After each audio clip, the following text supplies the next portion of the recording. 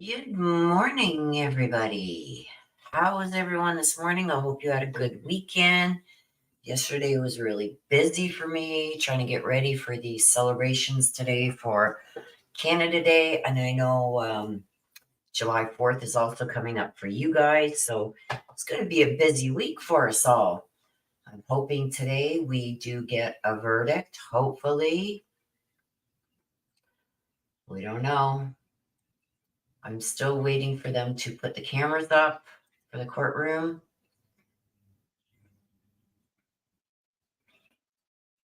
Let me just see here.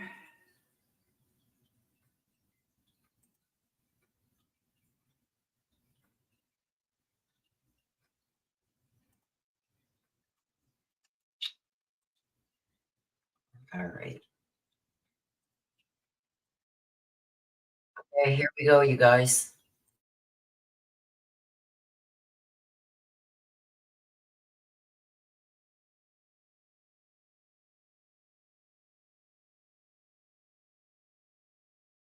Karen Reed. Hi, good morning, Council. Good morning, Ms. Reed. Good morning, jurors. Welcome back. We'll ask you those same three questions. Was everyone able to follow the instructions and refrain from discussing this case with anyone since we left here Friday? Everyone said yes or nodded affirmatively. Were you also able to follow the instructions and refrain from doing any independent research or investigation into this case? Yes. Everyone said yes or nodded affirmatively. Did anyone happen to see, hear, or read anything about this case since we left here? All right, so Mr. Fuller, we're going to send you folks all back out. All right, for the court, please. Jurors, follow me.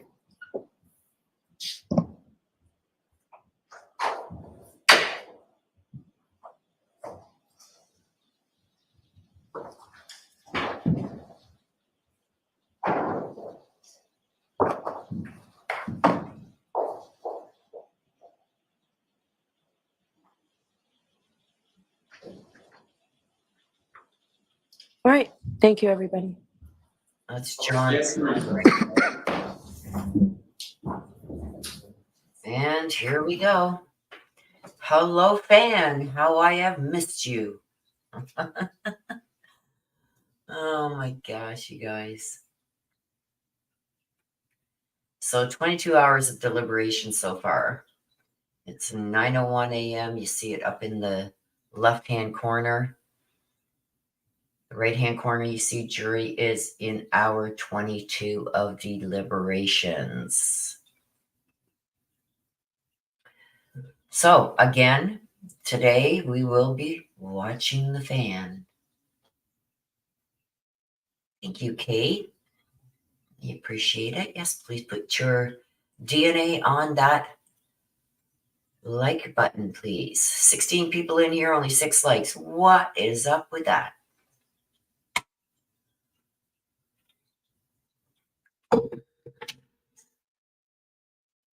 So you guys know today is Canada Day here. Your guys, like I said just before we were interrupted here by the judge, you guys have July 4th coming up. We have our July 1st. So I get the best of both worlds. I'm going to be right down at the Canada-US border today to watch the fireworks and everything. I'm supposed to be taking my granddaughter for all the festivities down there today. So I will be leaving this running. I do have the mods in here and they are great. They take care of things perfectly. So I will be checking in on my phone while I'm out. But yeah, are we going to get a verdict today? Let's put up the poll.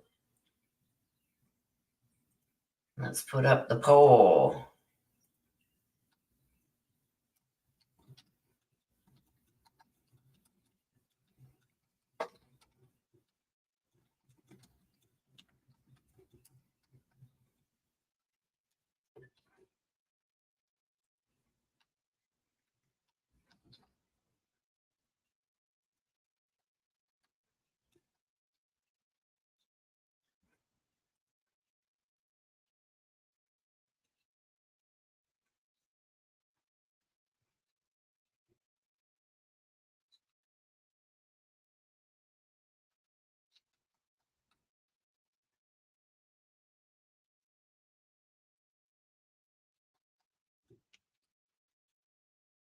Okay, here we go, you guys.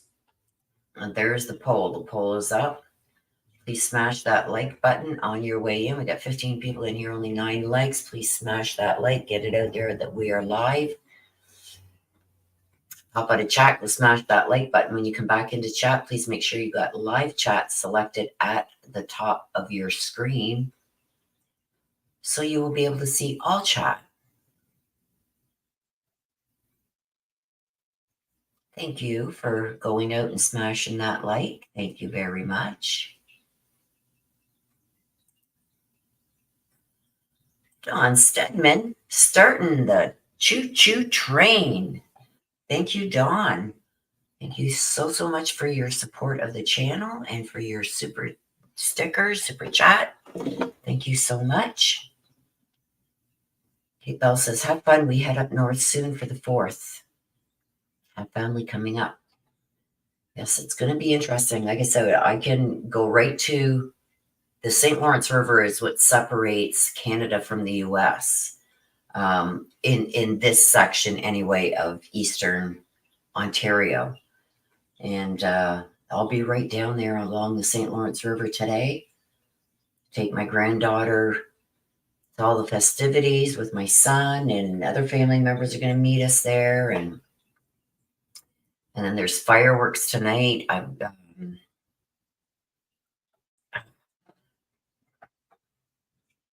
My brother from a different mother is playing today at the bandstand for the festivities. So he starts at 5. So we'll be going down there. I don't think I'll be spending the whole day down there. It looks like it might even rain. But this afternoon I will, or even maybe this morning, depends on when my son calls me, you guys, or messages me. I'll be going down and taking them for the festivities down there.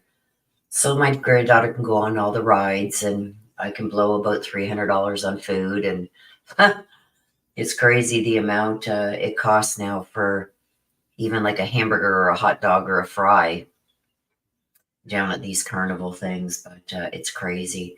And I think it's $75 for the day for rides for my granddaughter. So it's a lot of money. It's crazy. So going down, probably coming back, we take my granddaughter, go down, get her on all the rides, get her something to eat, come back home for a bit, go back down for about 4:45 because brother starts playing at 5 o'clock. And I think he plays until 6:30. So I'll go down and watch him play. He's got his own band going on. So we'll go and watch him play and then bring Mama back because Mama doesn't want to go for the fireworks. So I might be able to convince her to go. So come back for a couple hours till it starts getting dark and then head back down for the fireworks. And then on the 4th of July for the US festivities, we can go right down back to the same place we watch our Canadian fireworks, and we can see the American ones too. So we get it twice in 1 week, today and then again on Thursday. So it ought to be interesting. So I had been planning on doing the mini reads yesterday, you guys, but totally forgot. You guys know my memory. Totally forgot about Canada Day today and getting everything ready for that, and getting in the basement and pulling out our chairs and getting some snacks and foods and everything ready for whoever comes back here. Yes, again, thank you very much, Don Stedman. Cable says, yeah, they're expensive. Like, I remember when the blooming onion was like $6 and now it's $22. It's like, wow. $22 for a friggin' fried onion. You know what I mean? It's crazy. But they get it because it's like not much variety down there. They have maybe 3 or 4 different food trucks that are down there. I know when Rib Fest comes here, it's like $65 for half a rack of ribs. It's crazy. Kate Bell says we went to the local fair for 2 hours and spent $50. It's going to cost me $75 just walking in there. because we hear it's like for the rides you buy the armband. You can buy for individual rides, but it's like I think like 6 tickets is $30, and it's like 4 tickets for a ride. So it's like it's crazy. So I just get her the armband. It's like $75. So there's $75 gone right there. And then you think drinks and like I said, the blooming onion used to be like $6. And now it's like 22. A hamburger and fries is like $26. It's crazy. I said half a rack of ribs. And they're not really that big. I don't think it'd even feed 2 people. It's like $60, $65, depending which truck you go to when we have the rib fest down here. It's crazy. I remember when I was going through college, on the weekends, I would work for Conklin in all the area in Eastern Ontario here. And it wasn't expensive. You know what I mean? I ran one of the games.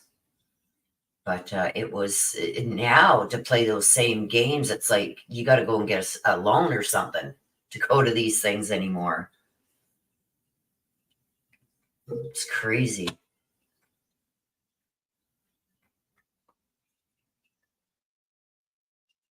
And even for the fireworks, if you want to get right down into the park to park and be able to sit like in the park along the water bank, because they put a barge out in the St. Lawrence River and they shoot them off from there. You got to pay for parking there. And it's like $20 a car. And it's like, what? So it's crazy. People charge like there's a big huge park that goes from the waterfront all the way to the road. But on the other side of the road, there's all kinds of houses and apartment buildings and stuff like that. And people are charging, like, if they got a big lawn or a big driveway, $30 a car to park. $30 a car. So say you got, say you can park 5, 6 cars. There's like 150, $180. And then one leaves, you can fit another one. There's another $30. One leaves, you can fit another one. There's another $30. Because people don't stay all day, right? Like they make a killing, some of the people that live there. There's this one guy, he has a huge backyard. You could probably fit 12 cars back there. I mean, it totally rips up all his grass, but for a bag of grass seed, it's worth it for, the 3-4 days they're here, any of the fairs. And we have quite a few that come down in this area. And he's charging $30 a car. And I mean, people come and go all day, right? So it's crazy.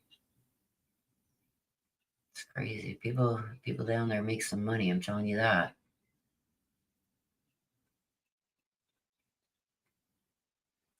But anyway, guys, I'm going to leave the volume on for this. It is up as high as it will go. And I'm going to mute. I've got some stuff to get cleaned up from the weekend here. I got a whole sink full and half my counter full of dishes because I made salads, potato salad, macaroni salads, all kinds of stuff. And I was just so tired at the end of it all. So I've got those dishes to get done up. I've got some other things I want to go and grab and some more decorations to get up and get everything in the car and get it ready. So I'm going to mute. And if they do come back, do you guys think they're going to be coming back today with a verdict? What do you think? Let me know in the chat if you think they're going to be coming back today with a verdict. So feel free to chat. Please keep it nice. Be respectful of each other. We can all have difference of opinion as long as it's done respectfully. Your opinion's welcome here. Okay, I'm going to mute you guys and I'll be popping in and out. I will let you guys know when I leave. But I will be popping in on my cell phone while I'm out. So, okay, I'll see you guys in a bit.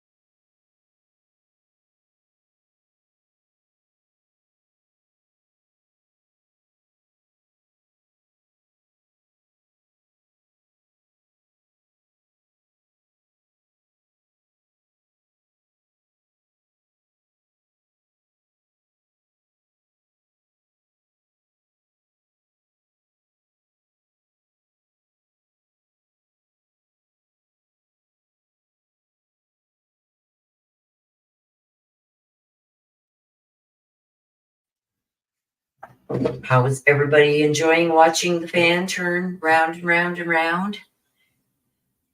Kiki says she was framed. Jill says this trial's drug on so long, I'm so ready for a verdict. Right? It's crazy.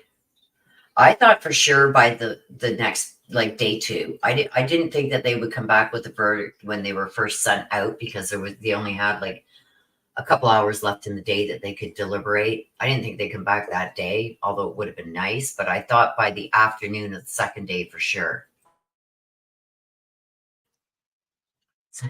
Shai says it's a good morning, K Mitch. What was that?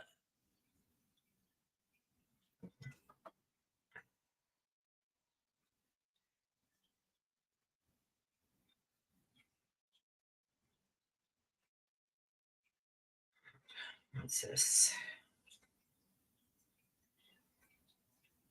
Sorry about that. I'm waiting for my son to message me, you guys. So, good morning, K Mitch. Shai says it's a new soap opera as the fan turns, right? That's crazy. But yeah, I thought for sure by the second day, I thought that they would have a verdict.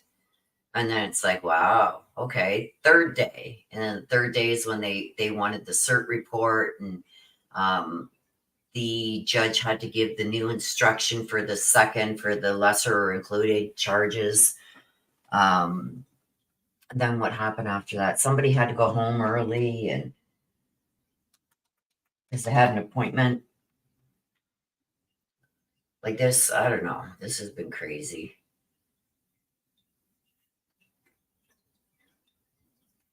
They've only been going like 7 hours a day from 9 till 4.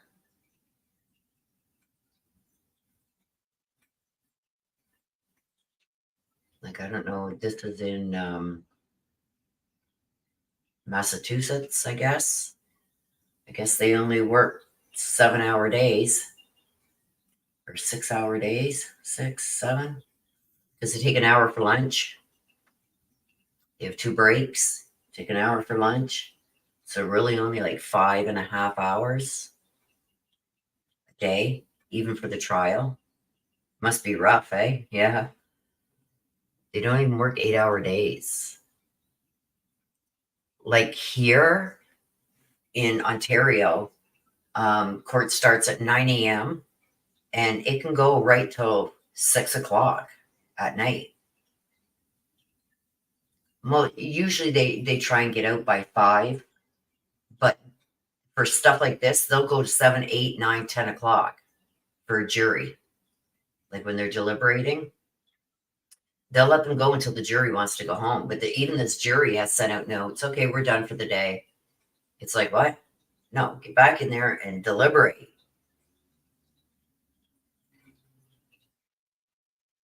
But if it's any consolation, I can pretty much guarantee you they will have a verdict by Thursday, because none of them are going to be wanting to sit in a courtroom for July 4th, right? Me too. I need a coffee. Mitch needs coffee. Coffee all around. Everybody go run and grab a coffee. Coffee all around. Okay, I'm just checking in. I'm going to go back to doing a few things around the house here, and I will pop back in a little bit, you guys. Unless I hear the verdict. I got my earbud in, so if I hear noise in the courtroom, I'm back here. And I'll sit here and watch along with you.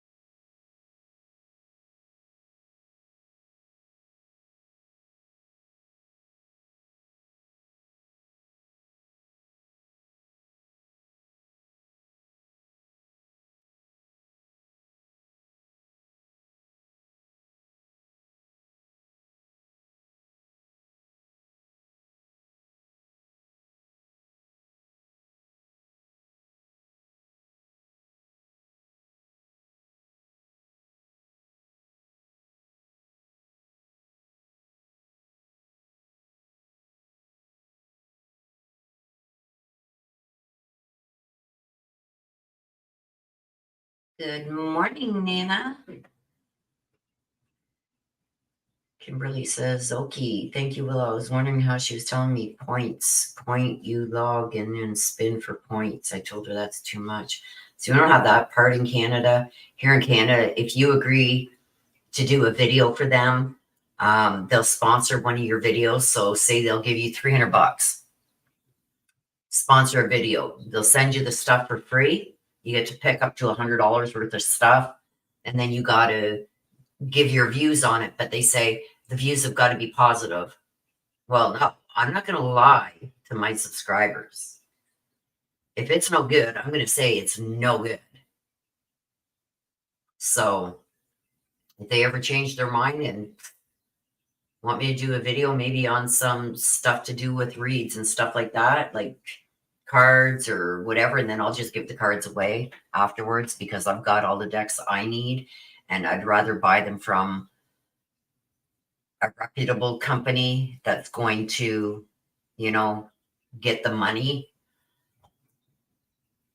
from their creation, because there's a lot of knockoff decks on there. And the thing is, they're on such thin paper. I got a deck just to see from them. I think I got it here. Hang on. I don't know if I got it here.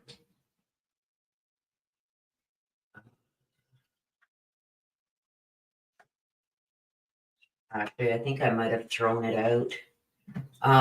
The paper was so thin, you couldn't even shuffle the cards. It was all black and white instead of color like they showed it in the photo and stuff like that. But I don't know. If we ever do come to a deal, you guys will know. But I'm not gonna lie to my subscribers. You know me, I'm a straight shooter. I say it the way it is. I call it the way I see it. And they want you to give good reviews, right? Well, we're giving you all this stuff and we're paying you. I don't care. My word is worth more than any money they could pay me.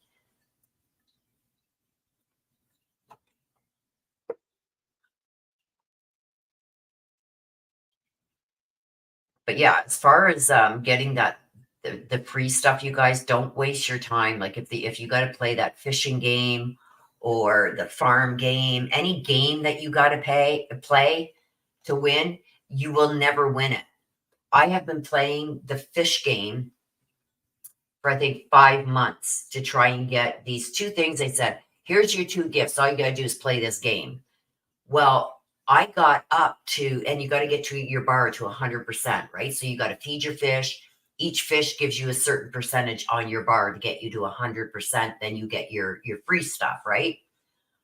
Well, the first couple days that I played it, I was getting all kinds of fish food and feeding my fish, and my fish were giving me like 10%. I get up to about 80% filled up in my bar on the top. And then I started noticing it cost me, it used to be like 300 grams of fish food, and you'd be able to feed your fish to full grown. Now, you know, when I hit 80%, it was taking like 600 grams of fish, fish food, which doesn't seem a lot. And it's really not, looking at it now, to feed your fish to full, and then your bar up top. And instead of going up 10%, it was going up 3%. So I went once I hit 80% on my bar, I went from 80 to 83% once I fed the next fish, instead of to 90% like I was doing, like 10% each time. And then when I hit like 85% on my bar, so I'm at 85% to get my stuff for free, I just need like 15 more percent, right? So it's like, now that I'm at 85%, it's taking me like 1,500 grams of fish food to feed a fish. And it only moves up 0.1 at a time. So now so then I was like 85.1. Then 85.2 until you get all the way up to 85.9. And then it'd go like to 86%. And as you keep going, it costs more and more fish food. To feed a fish, to get one, I'm at 99.97, I think.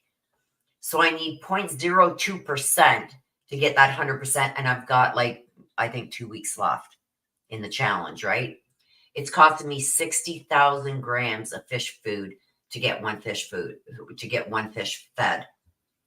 And you only get like maybe 300 grams of free fish food a day. And the way that you get more fish food is by ordering. So that's what they're trying to get you to do. If you order, they'll give you 1,000 free grams of fish food. Well, 1,000 grams of fish food right now, and that's with a $50 order. You'll get $1,000, 1,000 grams of fish food. Well, I need 60,000 grams of fish food to feed the fish to get me from 97 to 98%. It's crazy. Or yeah, inviting new people, sharing the app, doing this, and even then you only get like 10 grams of food. Like when you need 60,000 grams to feed a fish to full, and you invite, say, 10 people, and then those people have to download the app for you to get that 10 grams of fish food. It's not even worth it. Especially not when you get up to like when you're at 99.97%. It's crazy. They set it up so you either got to spend like a couple $100,000 on Temu just to get a free product. Yeah, you can't do it. That's the way they set it up. You'll never win it. So I gave up. I've got all kinds of stuff sitting there.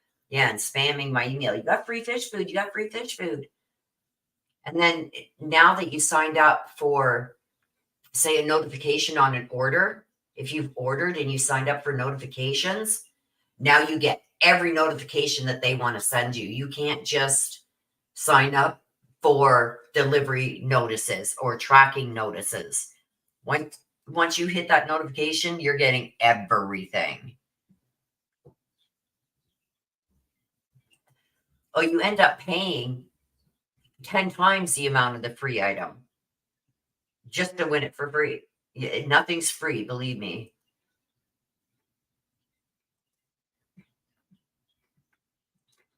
Right? And I strongly suggest you guys not using your bank card. That's where people are getting scammed. I use my credit card because your credit card protects you. So if somebody hacks in and runs up an order and uses your credit card company protects you. And that's why they don't try and scam people who buy their stuff using a credit card. They scam the people who are using their banking. So, and the thing, I don't know how it is in the US or abroad, but I know here in Canada, if you go online and you purchase something with your debit card, not a credit card, just your debit card, even if you got like the debit Visa type card, that's just strictly a debit card, but you can use it as a Visa card. They just automatically take it right into your account. You're not protected. So if you buy something, say and this happened to me, I needed a part for my car and I could only get it in the States. So I used my debit card and purchased it, paid the exchange, everything, the duty, the whole 9 yards, purchased it, and it never got sent to me. So I called my bank and I said, I want to reverse the charge. They said, sorry, you used your debit card. Once you use your debit card, that's like giving them cash.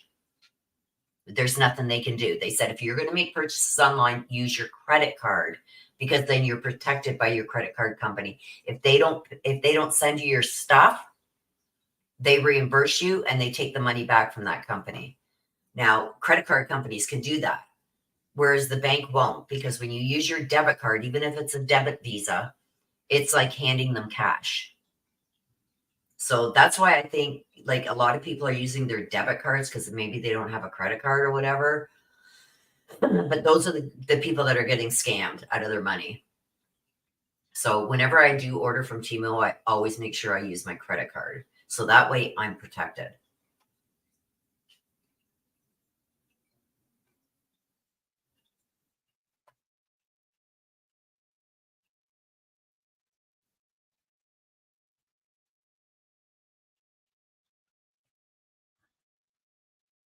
Okay.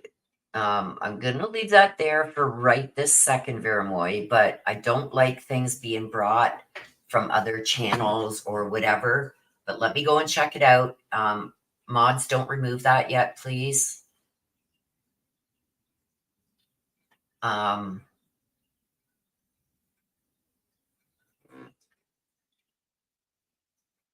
Don't remove it. I'm gonna go and fact check it and see. It's okay, Veramoy. It's okay. Leave it there.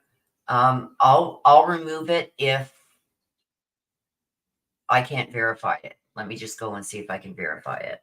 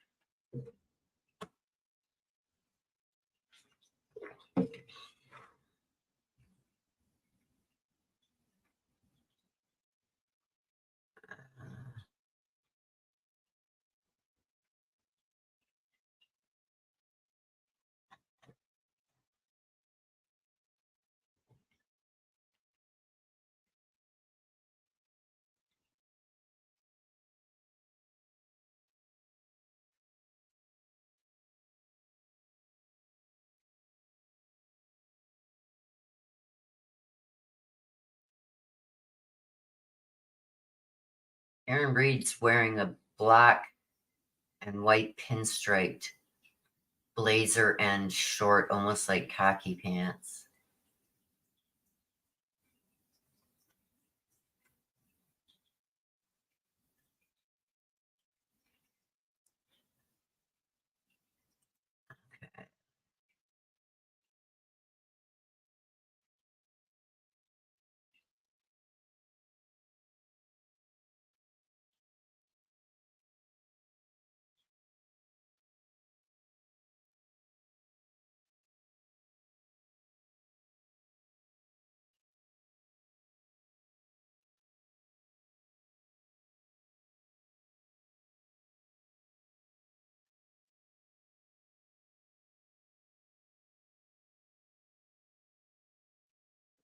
I am seeing one person over on Twitter saying that the jury foreman wore a tie, but I haven't seen anywhere where they said that the jury is all dressed in black. Hang on, let me just continue over here.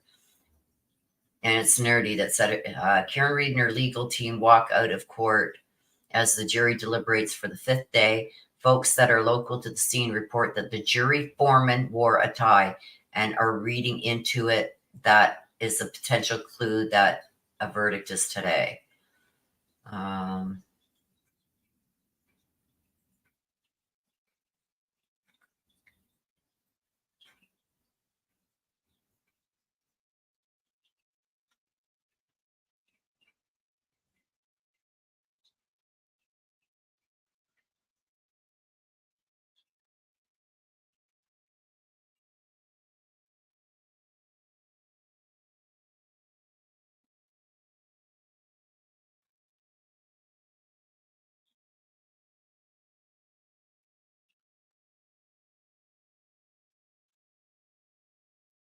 I'm just reading through stuff here, you guys.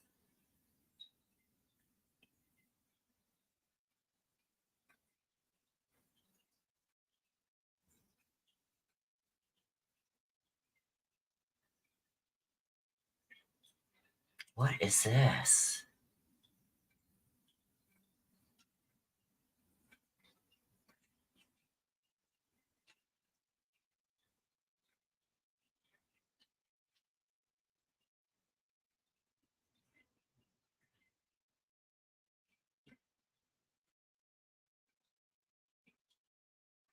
Wow. Okay, I'm going to save this, you guys. I'm going to show you this.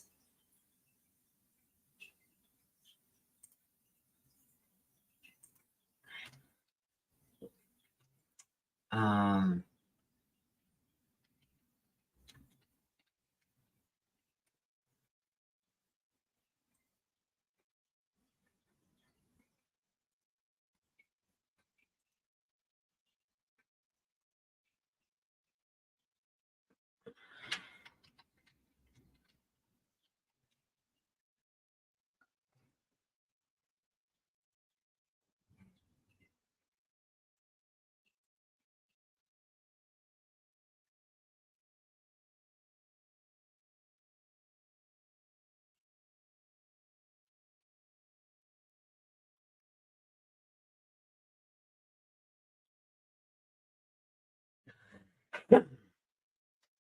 And there's some people saying that it's worth mentioning that the jurors came all dressed up on Friday, then sent a hung note.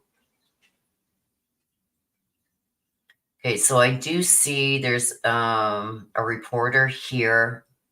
His first name is David. He says, for what it's worth, several jurors seem to be dressed in black, and for the first time, the foreman was wearing a tie. So, and that was a news reporter for WCVB.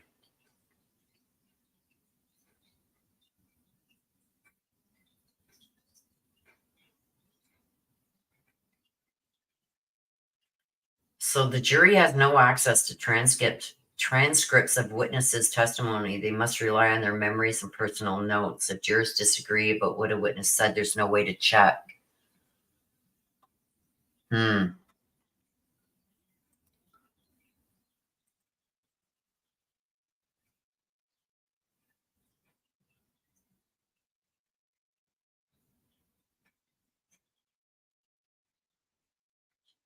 Okay, so I'll keep that up, but I want to show you guys this.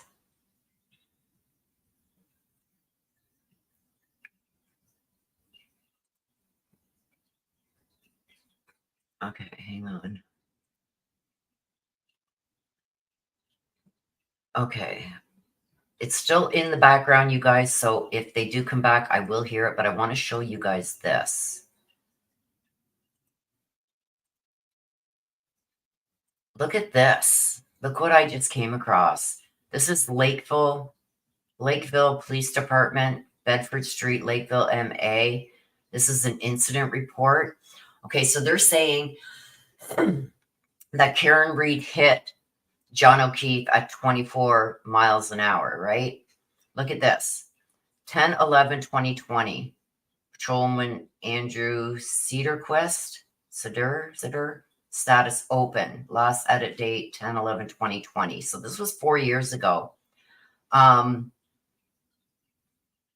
This is Paul O'Keefe, his brother, the brother that is sitting, that we can see when they're showing Karen Reed on the court cam, the brother that's sitting basically to the left of her, Paul.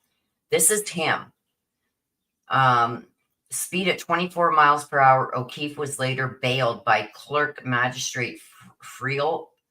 O'Keefe was issued Massachusetts Uniform Citation T whatever in his property bag and charged with the following: OUI, liquor and serious bodily injury and negligent, operating to endanger and fail to yield a right-of-way.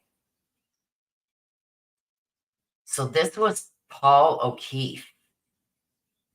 Okay, let me just show you the next picture. And this is the accident at 24 miles an hour. Like, look at all this. This is the accident at 24 miles an hour. Oh, I would assume that's why the jury has questions, because they can't go back and if somebody says, no, Proctor didn't say that. Yes, he did. They have no way of going back into the transcript to see what he said. So I can see why they're having a hard time. That's why they have to rely on their notes. And they should have, in my opinion, you guys, okay, why isn't this showing? Okay, hang on a sec. You guys couldn't see it. Hang on a sec.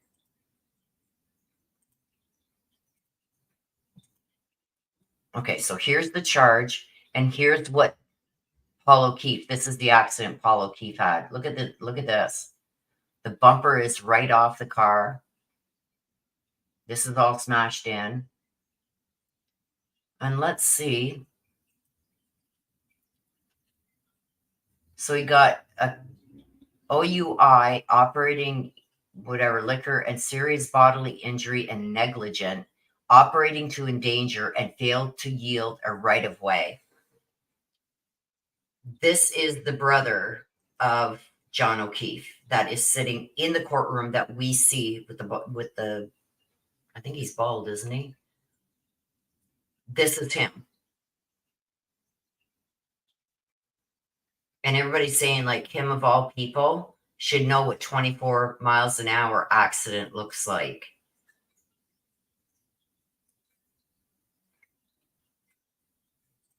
Because they were saying he was going speed at 24 miles per hour. Right here. It says it. Operating under the influence. See, we got DUI here, driving under the influence. That's why it threw me off. OUI, operating under the influence. Makes sense. Here it's DUI, driving under the influence.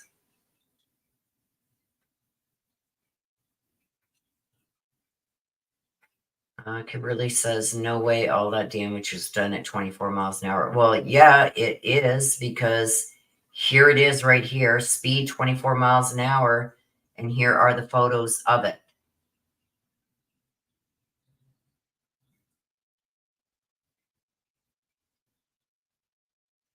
So, but mind you, this isn't hitting a person. This is hitting another car. He failed to yield. So he failed to yield the right of way. So he went when he shouldn't have, and somebody, probably this car over here, hit him. So yeah, at 24 miles an hour, you would get, I'm surprised that's all the damage that happened there. But yeah, you can see the other car went right up over here and ended up over here. So this car, the front of it, probably hit here. No, it's not a meme. This is actual court documents. Okay, this is right from the police, Lakeville Police. It's not a meme. This is an incident report.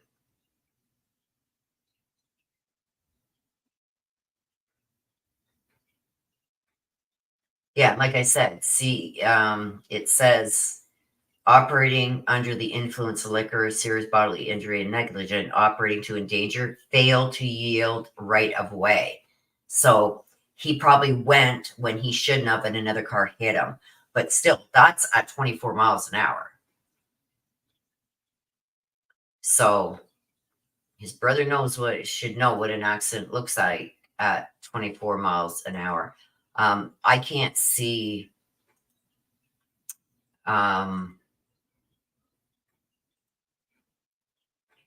There's our.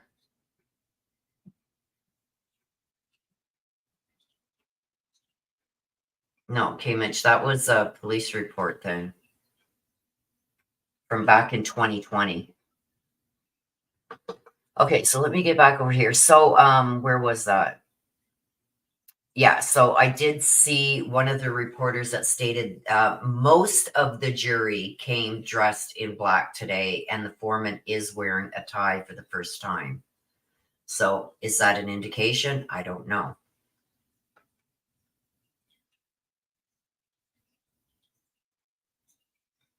No, the pictures are probably from newspaper or whatever. Hang on, let me go back.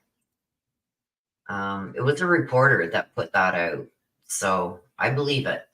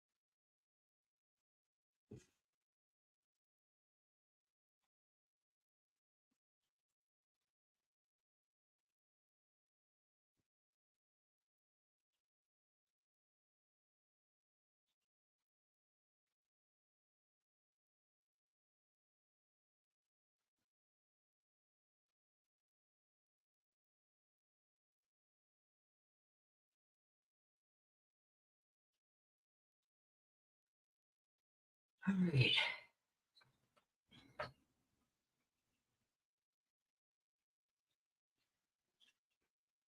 Hey, there's nothing wrong with being sympathetic.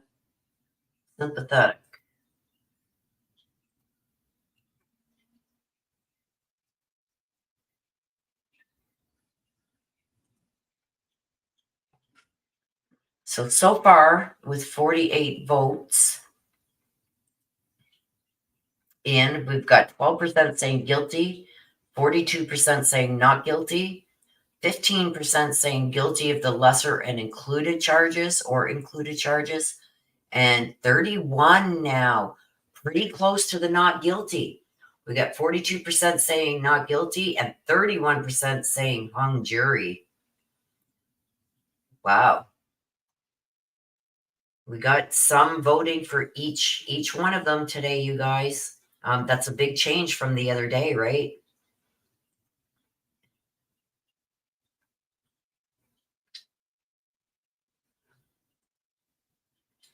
Nana says maybe the jury is showing who says guilty dressed in black. The others are undecided, right?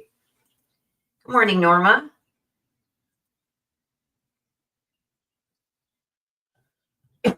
Okay, you guys, I'm going to get back to doing a few things here. I will be popping in and out.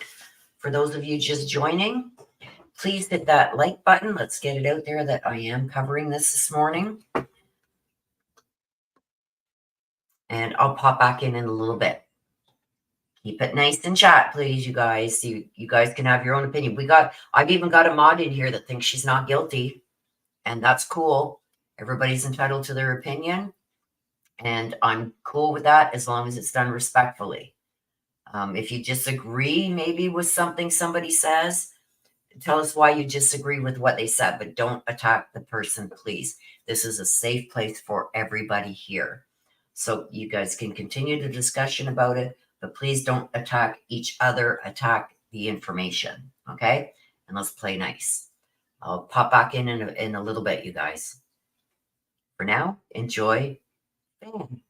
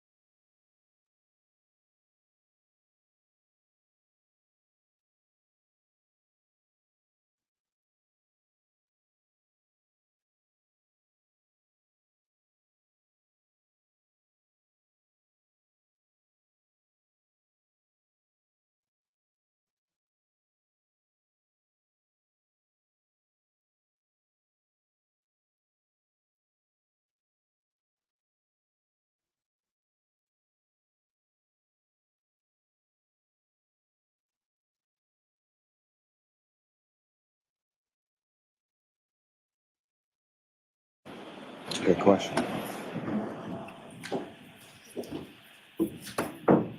We got movement. You are unmuted.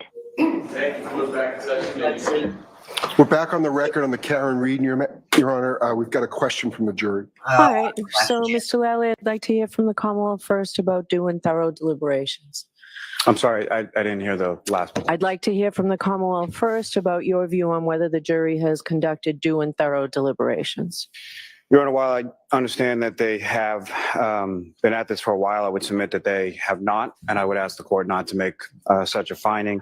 Reasons for that, Your Honor, this jury heard, I believe, about 29 days or so of testimony, 657 different exhibits marked as evidence, 74 different witnesses who testified before them. And while I believe they've been out for somewhere in the vicinity of 22 or 23 hours, what I would submit to the court based on all of that, as well as the complexity of the issues presented to them, they really haven't even had 1 hour of deliberation equivalent to 1 day of testimony to each of the days of testimony that they've heard. So while they have been at it for a while, I would submit that based on the evidence and testimony and witnesses and the complexity of issues in this case, I would submit that they have not done a thorough deliberation up to this point. So I guess they're still trying to say that they're Mr. hung. Our view is that it's time for Tui Rodriguez. They've come back now twice, indicating essentially that they're hopelessly deadlocked. The content of this latest message is that they have been over all the evidence. Previous message said they did an exhaustive review. This time they said that they have fundamental disagreements about what the evidence means, and it's a matter of opinion. It's not a matter of lack of understanding. This court, when you sent the jury out, encouraged them not to take a straw vote, encouraged them to go over all the evidence in a very methodical manner. I think all indications are that they've done that, and this is what Tui Rodriguez is for. We asked the court to get it. Yeah. All right. I think this has been an extraordinary jury. I've never seen a note like this reporting to be at an impasse. I do find that they're now, with the additional time that they went out without coming back Friday saying that they were deadlocked, is due and thorough deliberation. So I'm going to give Tui Rodriguez. So are they ready to come in, Jody?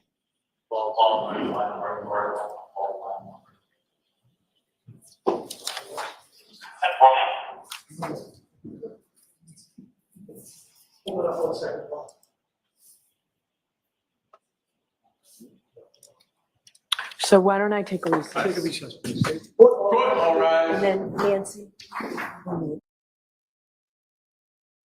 Well, sounds to me, you guys, like she's going to give the Rodriguez order, and I think that I think it's going to be hung.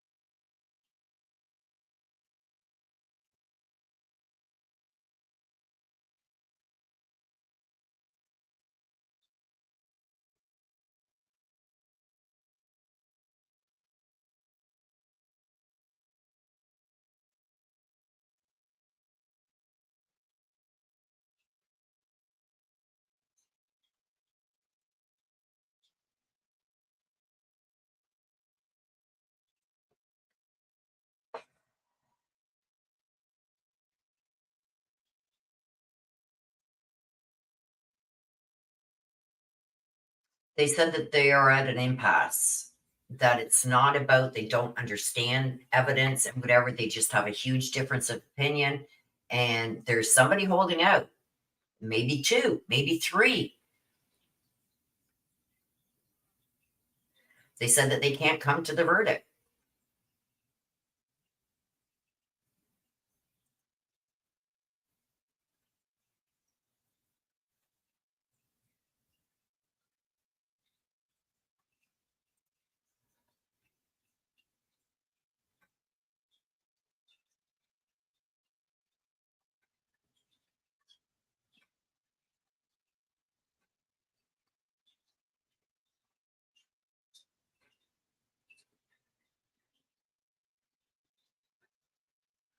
So she doesn't believe that they've done a thorough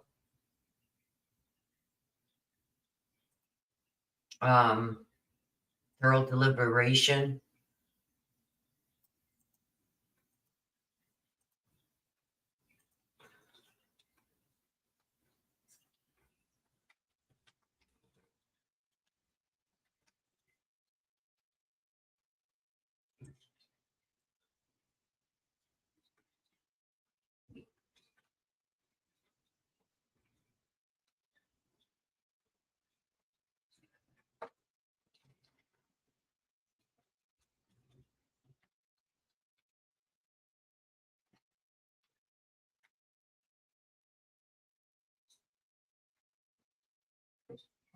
Okay, so let me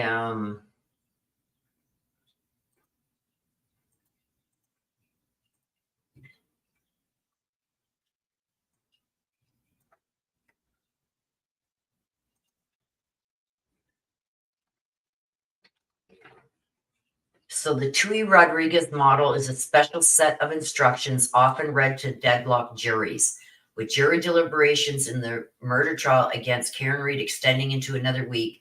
The many people who have gathered outside Norfolk Superior Court want a resolution.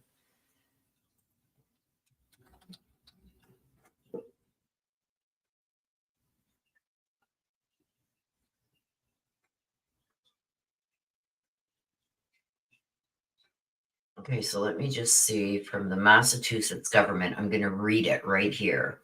So this is the first one she's going to give you guys. It's our constitutional laws provide that in a criminal case, the principal way for deciding questions of fact is the verdict of a jury. In most cases, perhaps strictly speaking, in all cases, absolute certainty.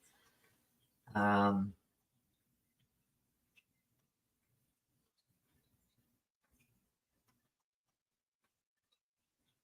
on, let me just see.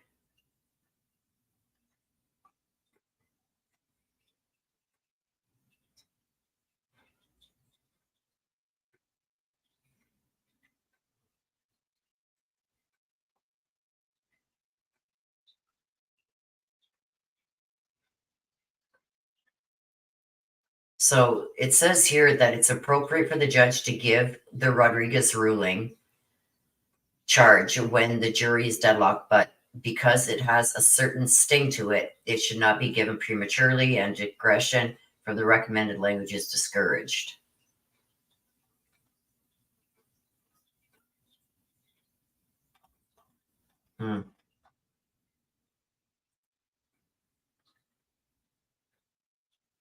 Well, they've taken a little break here, you guys, and I guess we will find out what's going to happen when they come back.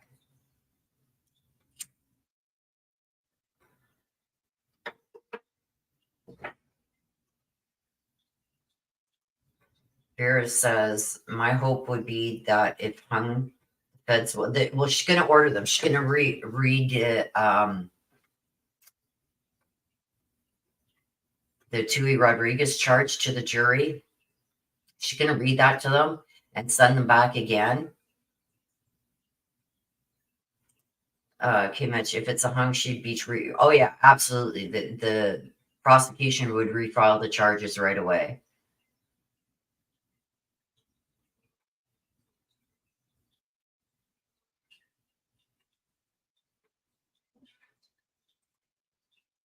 Yep.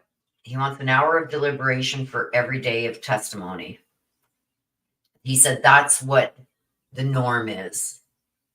So if you got 15 days of evidence being presented, and not just motions and stuff like that, but 15 days of evidence being presented, then there should be 15 hours of deliberation. In this case, 29 days of testimony being given and evidence being presented, then they want 29 hours of deliberation.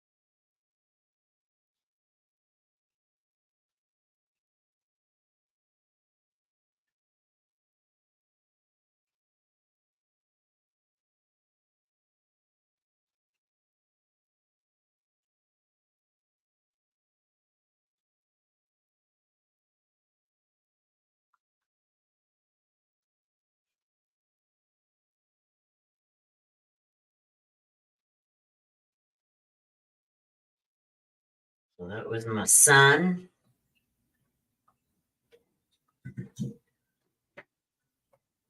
That was my son. Sorry about that, you guys. Family first. Yeah, that's why she didn't give it the first time. Yeah.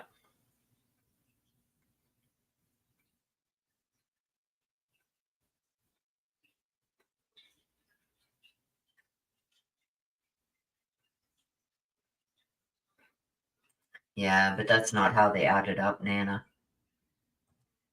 Let me see what I can find out over here.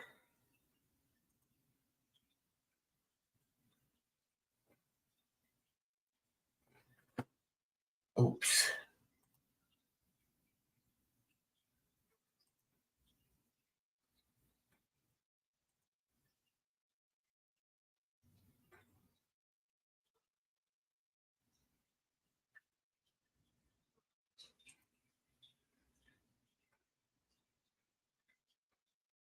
So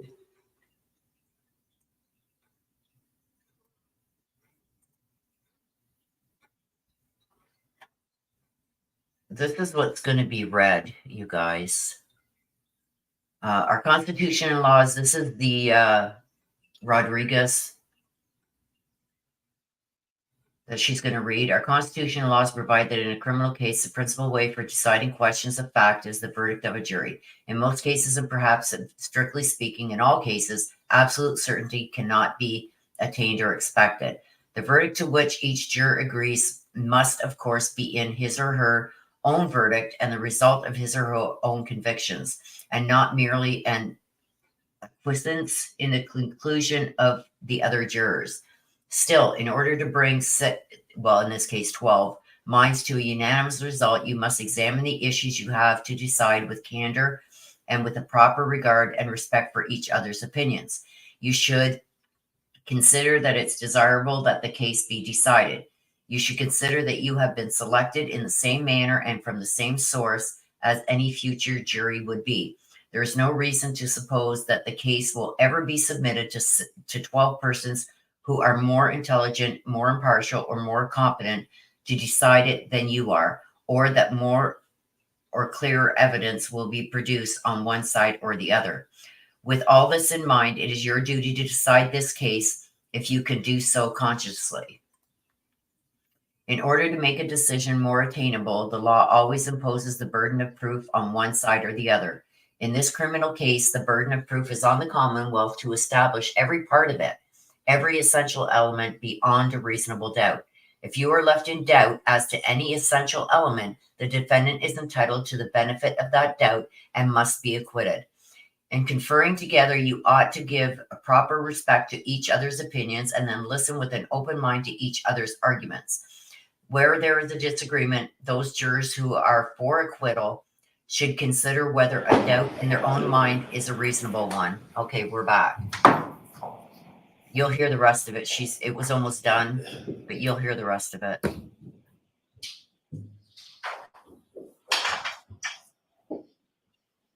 If it makes no impression on the minds of the other jurors who are equally honest, equally intelligent, and who have heard the same evidence with the same attention, with an equal desire to arrive at the truth, and have taken the time as other jurors. On the other hand, those jurors who are All for right. conviction So, ought seriously jurors, to I ask am in themselves. receipt of your note. Okay, here it Judge is. Canoni, despite our commitment to the duty entrusted to us, we find ourselves deeply divided by fundamental differences in our opinions and state of mind. The divergence in our views are not rooted in a lack of understanding or effort, but deeply held convictions that each of us carry, ultimately leading to a point where consensus is unattainable. We recognize the weight of this admission and the implications it holds. So, Mr. Foreman and members of the jury, I have an instruction for you. Our Constitution and laws provide that in a criminal case, the principal method for deciding questions of fact is the verdict of a jury. In most cases, and perhaps strictly speaking in all cases, absolute certainty cannot be attained, nor is it expected. The verdict to which each juror agrees must, of course, be his or her own verdict, the result of his or her own convictions, and not merely an acquiescence in the conclusions of the other jurors. Still, in order to bring 12 minds to a unanimous result, you must examine the issues you have to decide with candor and with a proper regard and respect for each other's opinions. You should consider that it is desirable that this case be decided. You have been selected in the same manner and from the same source as any future jury would be selected. There is no reason to suppose that this case will ever be submitted to 12 persons who are more intelligent, more impartial, or more competent to decide it than you are, or that more or clearer evidence will be produced at another trial. With all this in mind, it is your duty to decide this case if you can do so conscientiously. In order to make a decision more attainable, the law always imposes the burden of proof on the Commonwealth to establish every essential element of each indictment beyond a reasonable doubt. If you are left with a reasonable doubt as to any essential element of any indictment, then the defendant is entitled to the benefit of that doubt and must be found not guilty on that indictment. In conferring together, you ought to give proper respect to each other's opinions and listen with an open mind to each other's arguments. Where there is disagreement, those jurors who would find the defendant not guilty should consider whether the doubt in their own minds is a reasonable one, if it makes no impression upon the minds of the other jurors who are equally honest and equally intelligent, who have heard the same evidence with the same attention, who have an equal desire to arrive at the truth, and who have taken the same oath as jurors. At the same time, those jurors who would find the defendant guilty ought seriously to ask themselves whether they may not reasonably doubt the correctness of their judgment if it is not shared by other members of the jury. They should ask themselves whether they should distrust the weight or sufficiency of the evidence if it has failed to convince the minds of their fellow jurors beyond a reasonable doubt. I will now ask you, Mr. Foreman, and members of the jury to return to your deliberations with these instructions in mind. And as with my final instructions and the supplemental instructions I sent in, I will send in a copy of this charge as well. All right, so may that be marked, Madam Court Reporter, please. All right, so thank you. We'll send you folks back out to deliver. All rise for the court, please. Jurors follow me. Oh man, they're gonna be so pissed off.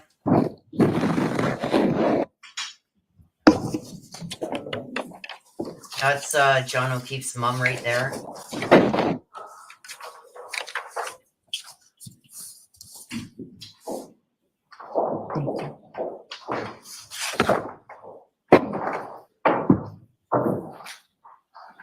All right, thank you. You are muted. Goodbye. You are muted. Goodbye. Okay, y'all, back they go. Like they're going to be pissed right off. This is the second time they've been sent back. Saying, nope, come to a verdict. And I do believe that they can be sent back one more time. I'm not sure. But I think after this instruction, hang on, let me just check here. Hang on.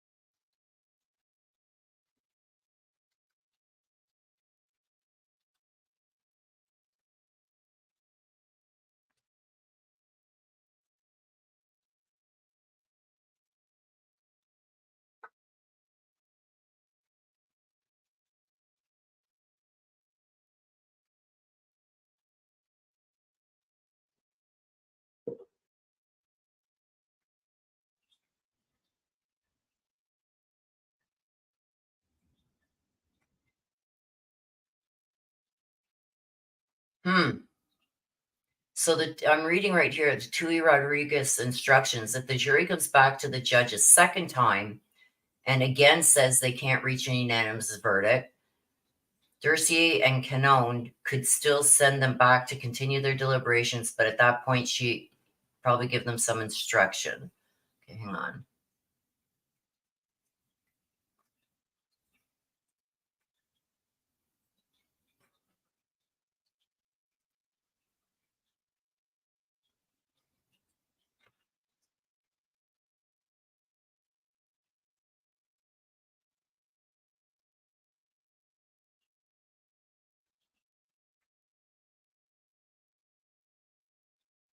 So the jury can be sent back 1 to 3 times. So this is the second time they can get sent back one more time.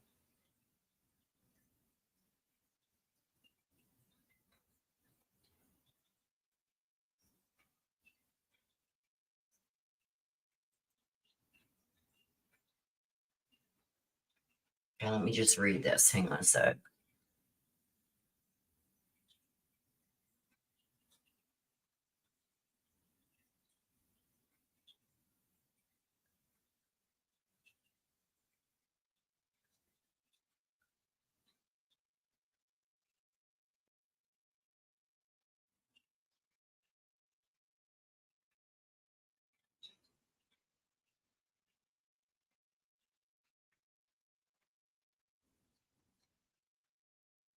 So here's what one of the legal correspondents are saying. If Monday comes and the jury reports are still stuck, the judge will give them one final instruction. That's called the Tui Rodriguez instruction. The instruction is a final push reminding the jury they are the experts. Roma said that it could be several months or even more than a year if the state decides to retry Karen Read in the event of a mistrial. But even then, it could be hard to do in a place where there's so many minds that are already made up.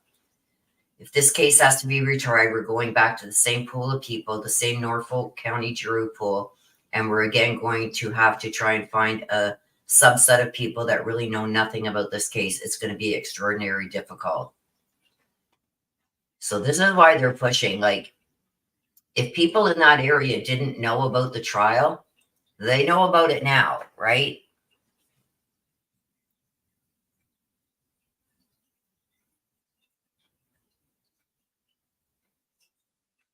No, they started at 9. They'd been out 2 hours.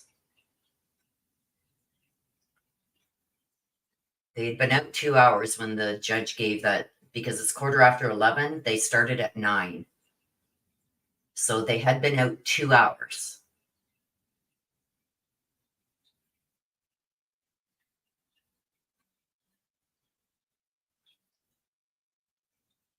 See, I think they actually start the clock for the jury, not when court starts, but after she's, asked them, have you seen anything, blah, blah, blah, blah, blah, over the weekend? Okay, go back to the jury room and start deliberating.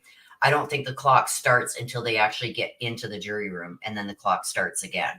If they send a letter to the judge, then the clock stops. They have this little shing ding and break and whatever, so the clock is stopped for deliberations. So that's why, even though I think by now it should be 24 or 25 hours, I think the clock for deliberation only runs when they're actually deliberating. Like this morning when she got that note, the deliberation clock stops.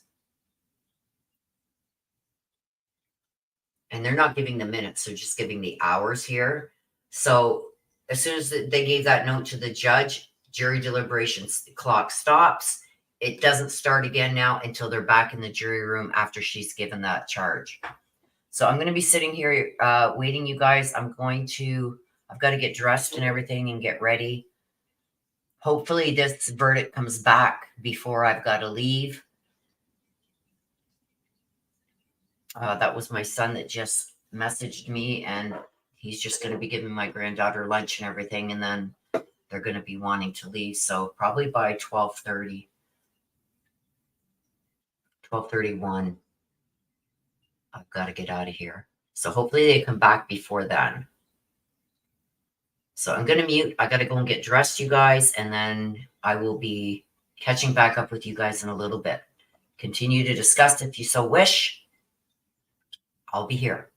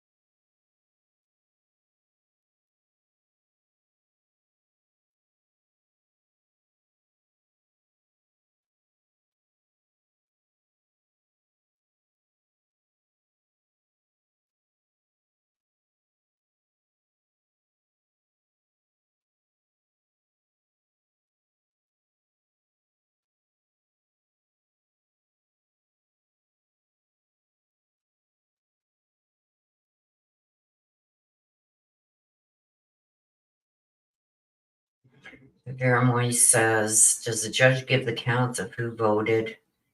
What if the jury is hung? She may, if it's a hung jury, they may say, if not, well, they should, because the defense is going to say, I want each individual juror's votes read out loud. But let's hope that there's a verdict either way.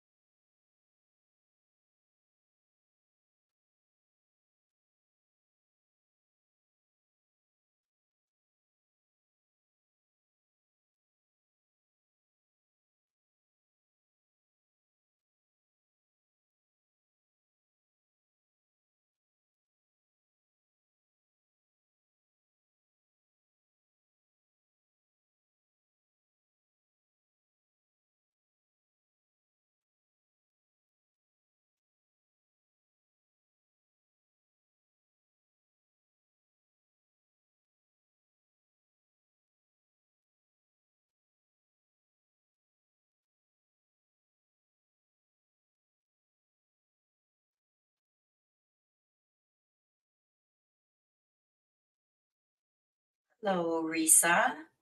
Nice to see you again. If they come back hung again, I think she's going to call it. She's going to call it a mistrial, which means they will end up trying Karen Reed all over again. It may take 6 months to a year, but they will try her again.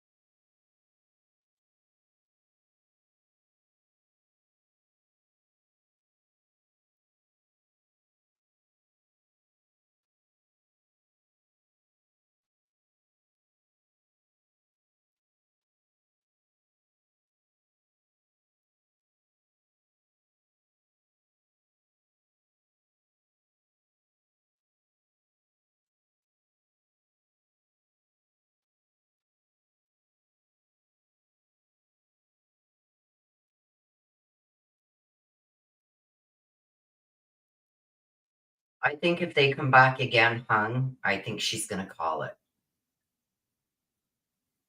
I know the state doesn't want to try this case again because if the FBI investigation is done by the next time they try her, if it comes back behind the jury, they may have some doo-doo to deal with, right? Because the FBI is investigating all of this to see if there was wrongdoing. I know Proctor was being investigated by the FBI.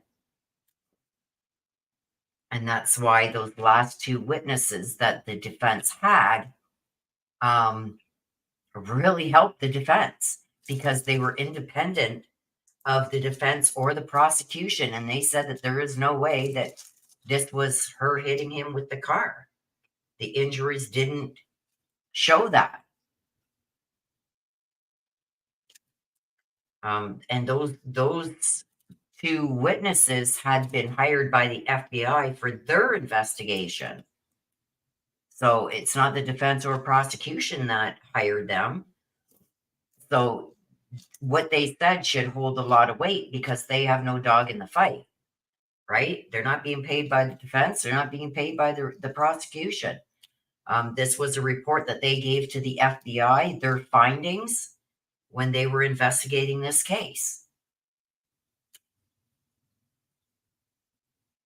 So I think that those witnesses would hold a lot of weight because, like I said, they don't have a dog in the fight.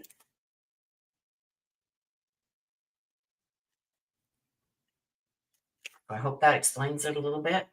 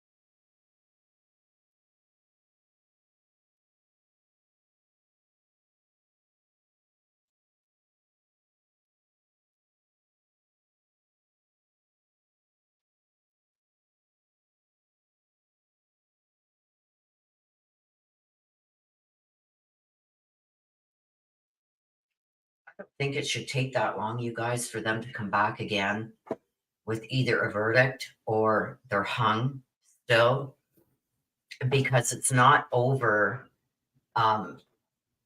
not seeing a piece of evidence or put my heating pad on here. It's not over a piece of it's differences of opinion. And I wouldn't be surprised, you guys, and I'm just putting this out there, it's my own opinion. I wouldn't be surprised if there's only one or two people holding out saying she's guilty and the rest are saying not guilty. I think that those two jurors, don't forget, this is a close-knit little town, city, whatever, that's very corrupt. Did somebody get to two witnesses and say, you better not plead, you better not put not guilty? You know what I mean? It's very possible that somebody's being either threatened or intimidated.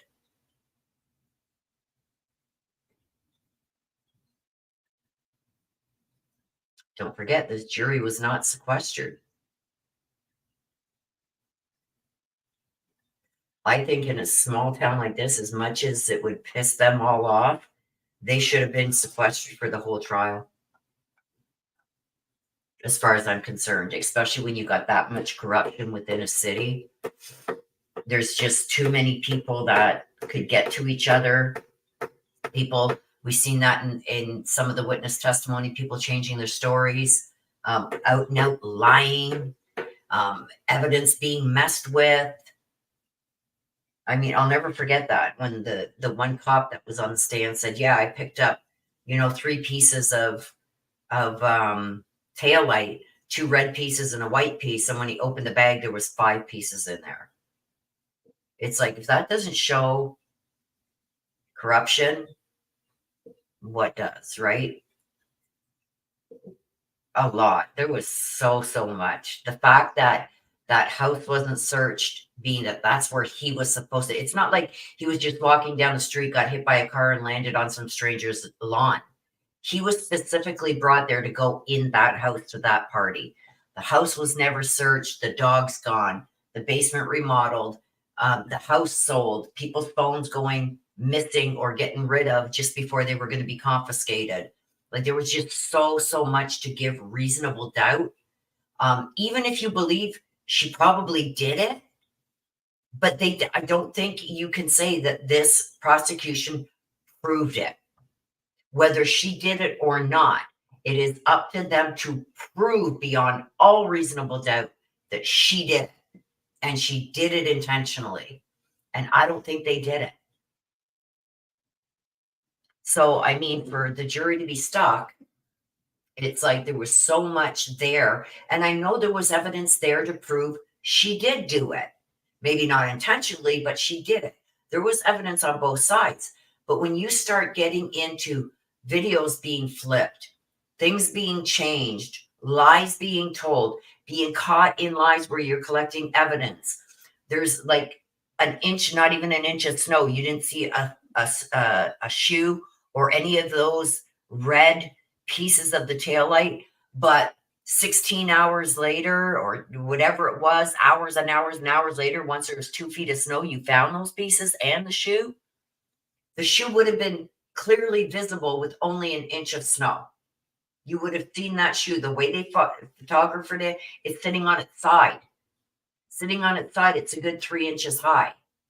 There was only like an inch of snow. They would have seen that shoe.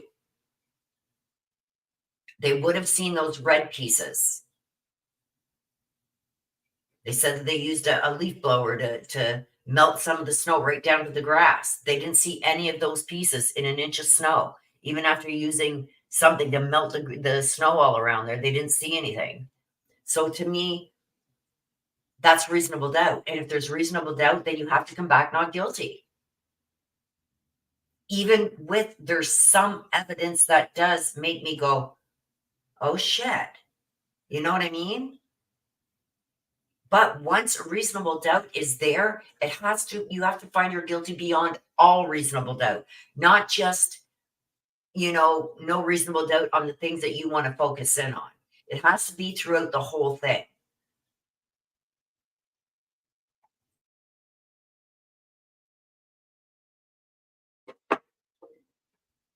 I also think that somebody could have got to one of these witnesses, one of these jurors, sorry. Because don't forget, at the end, say she's found not guilty. The prosecution can say, okay, I want to poll the jury.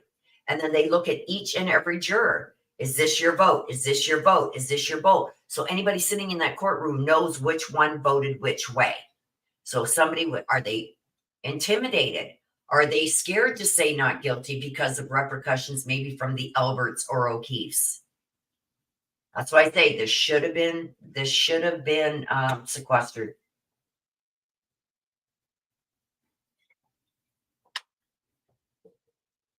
And I don't believe in that little city where everybody knows everybody, or at least knows of the high profile families, that those jurors don't know the Alberts. They own a restaurant in town. You know what I mean? They're known to be bullies.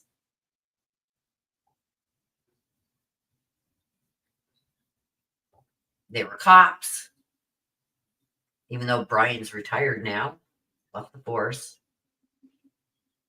Left before he could be fired, so he leaves so he can get his pension.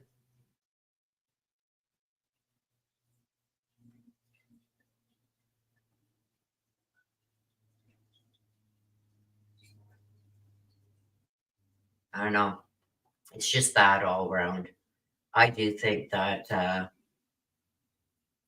there's reasonable doubt, and only because of some of the people that Canton police had on this case.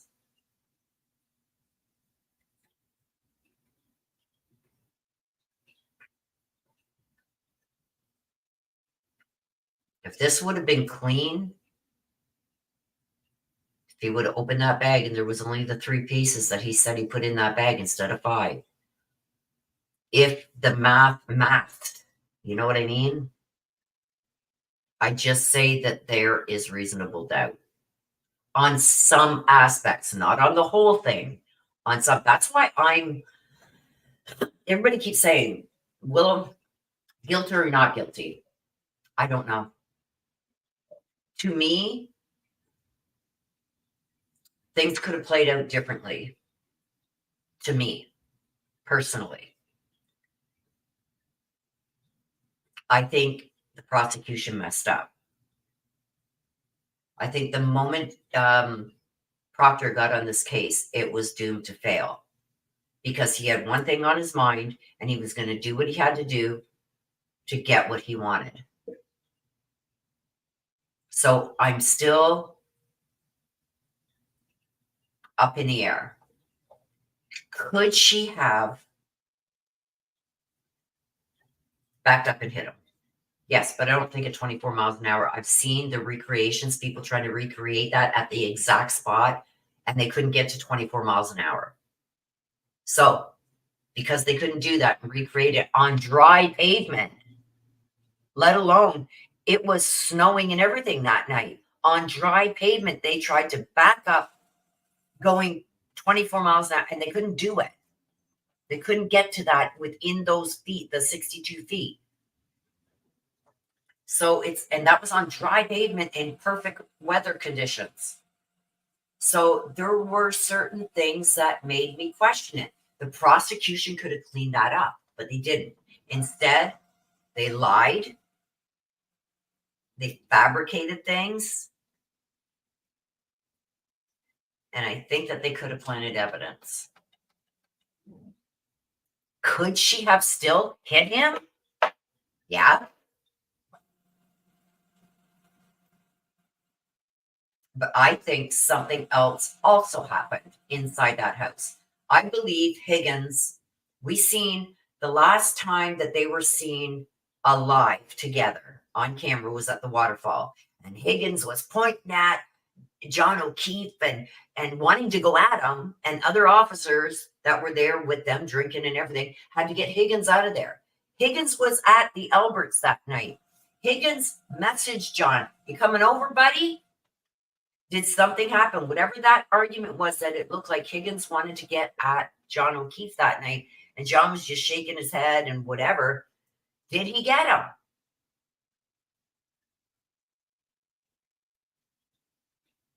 I don't know.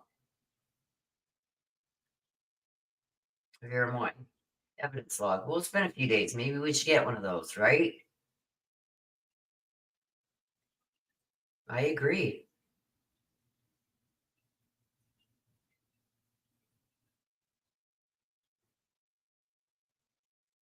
Risa says that I'm saying they're divided by more not guilty instead of guilty. Yes, I agree. I think there's a couple people saying guilty. I think there's two. Let's see. I think there's two. And I think they're holding out. So out of the 12, I think there's two holding out. And if the defense, if they come back a hung jury, right?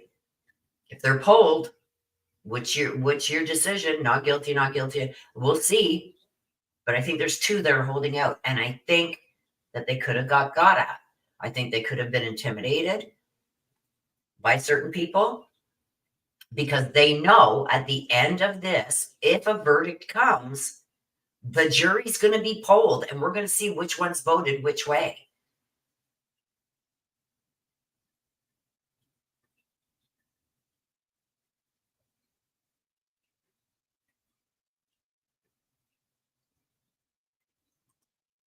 Josh Bohannon. Isn't that the one that he was found exactly where I said he was going to be found? K-Mitch?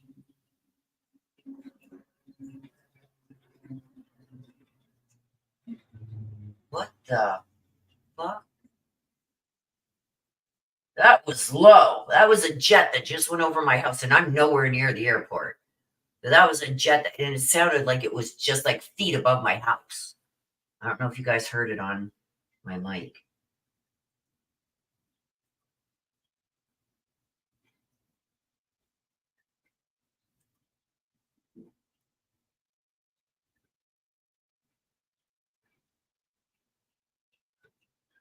Yes, okay. Oh, that's the one. Was it you that called me three-way with his aunt or mother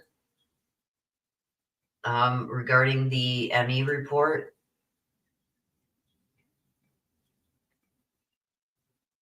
Josh Bohannon, yeah. Found exactly where I said he was going to be found, and the medical examiner's report to me, and I'm assuming to Josh Bohannon's mom and family, it didn't make sense. So K. Mitch got me on a three-way call with them, with the family. I think it was his mom or his aunt, one of the two. And I said, there's no way.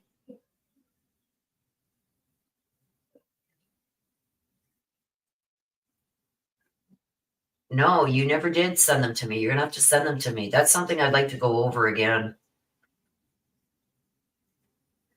That case, because it's always aunt. Okay, so I was talking with Josh Bohannon's aunt, and the medical examiner's report just doesn't make any sense at all.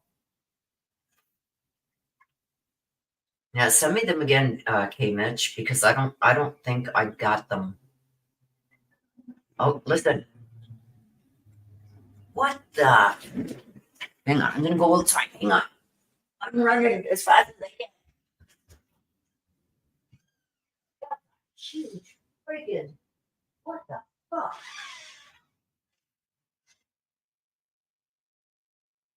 That thing's huge. It's like a big, huge airplane. Probably for the Canada Day celebrations, but that thing is low. Like I could probably throw, well, maybe 20 years ago, I could have thrown a baseball at it and hit it. That's how low it is. It's like maybe 100 feet above my house.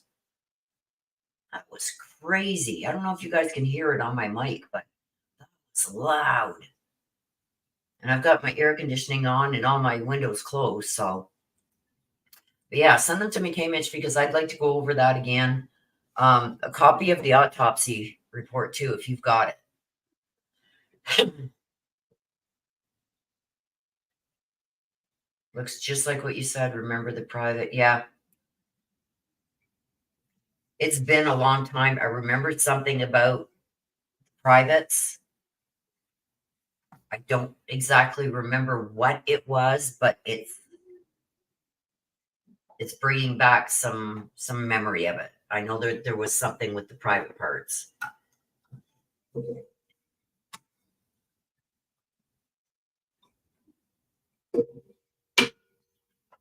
Mm-hmm.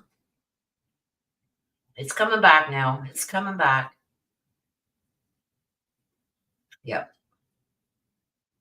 That's the case, you guys. If you haven't seen my read on that, I think you'll find those ones under the video tab.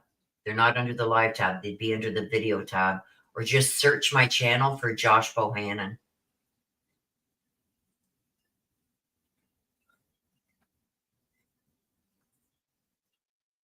I have the autopsy.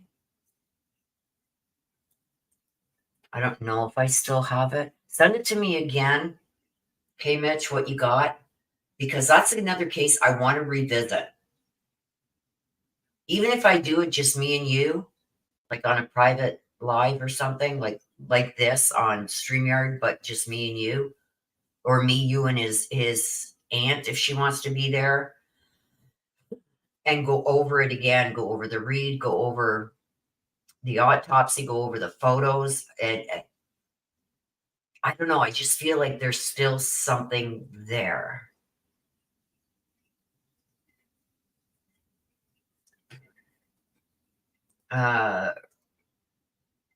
Yeah, no justice yet. And that's why it's bothering me. So send me what you got again, Camish, because I don't think I kept all that. I usually don't, just out of respect. But I think I'm going to revisit it and deep dive it. That's what I think I'm going to do. Let me write this down.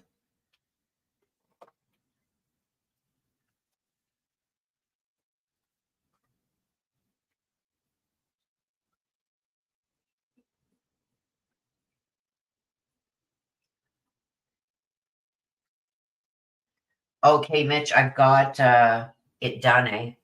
The diamond painting is done.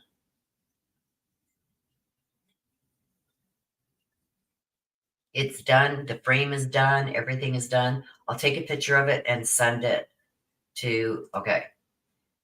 Perfect. Give me a second, K Mitch. Risa says it always starts with Ellie, but not necessarily end with them, and they botched this one and didn't do a thorough job. Yeah. Okay, K Mitch, I'm gonna take a picture of it and send it to Des and tell her to send it to you.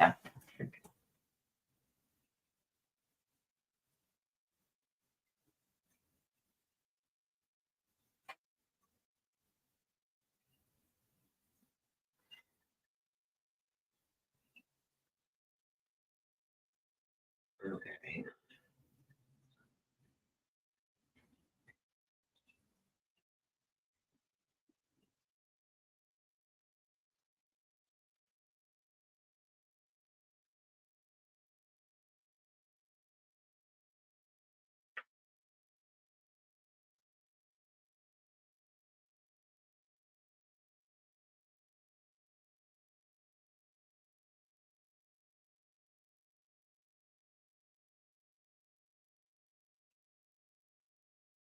I'm trying to get it where it's not showing me in the mirror. Okay, hang on. See if I can do it in here.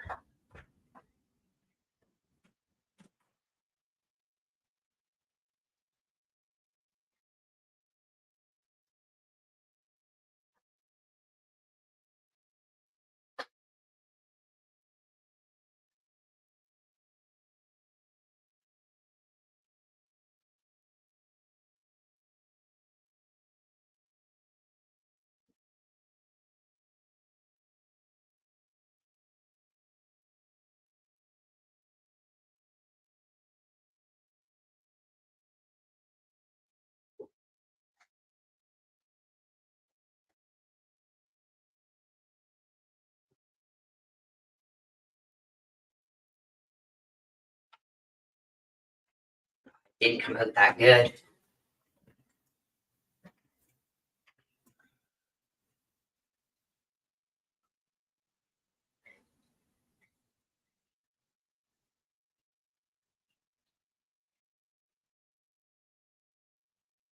Anyway, I'm gonna send it to Des and she can send it to you.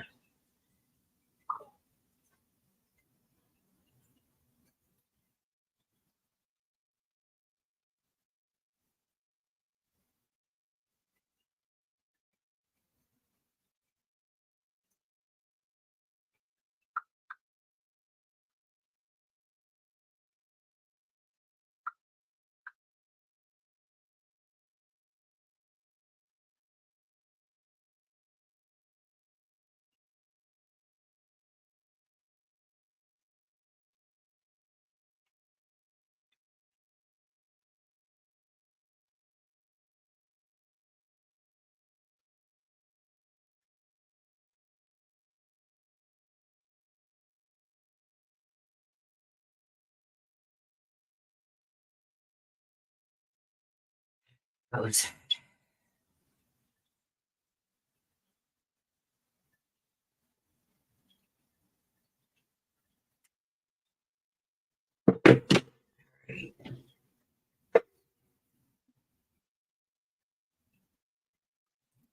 Oh, thanks. I just sent it to Des, so as soon as she sees it, she can send it to you.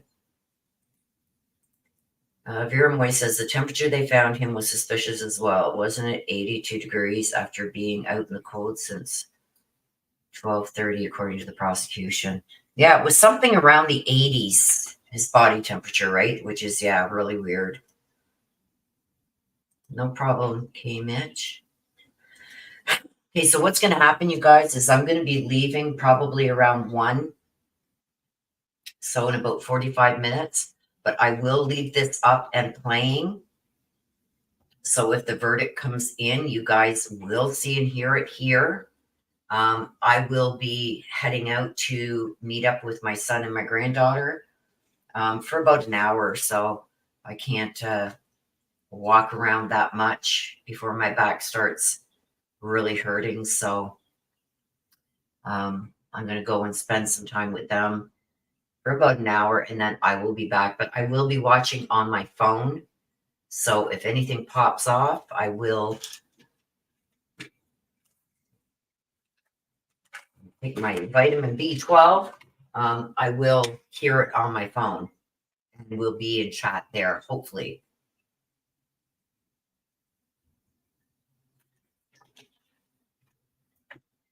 Keep forgetting to take my vitamins, you guys. I'm bad for that.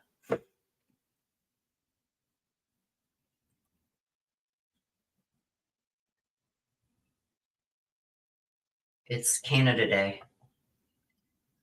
It's like your July 4th.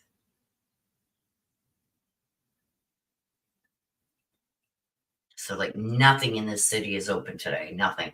Zero. Except for corner stores and gas stations. So it's like our July 1st is like your 4th of July.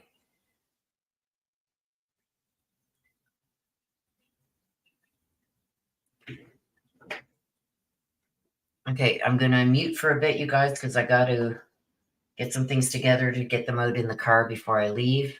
And throw some clothes on, because I'm just sitting here in a little tank top and shorts right now.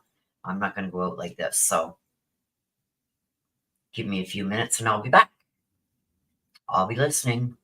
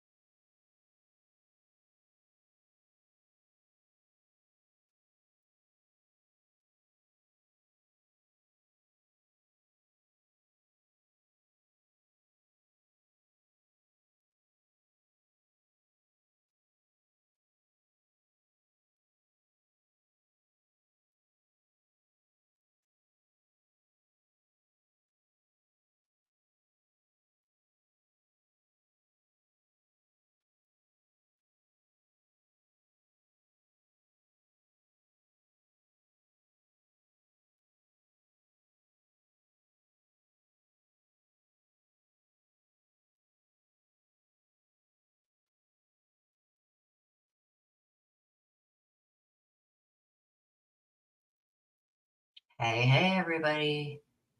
Okay, I'm going to test something here for a minute just to make sure it works before I leave.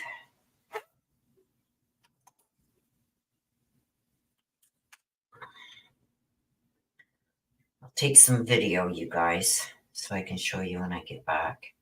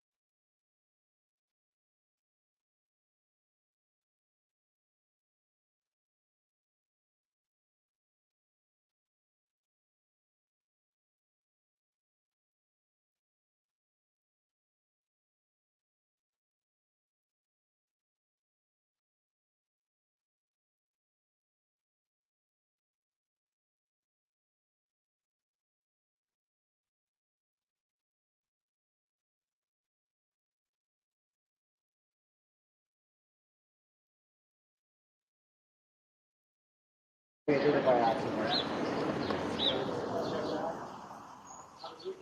we're coming, yo. Alan, Karen, how are you feeling today? Karen, what's your message? Karen, how are you feeling right now? What do you want to say? Karen, you have anything to say about where the jury's at?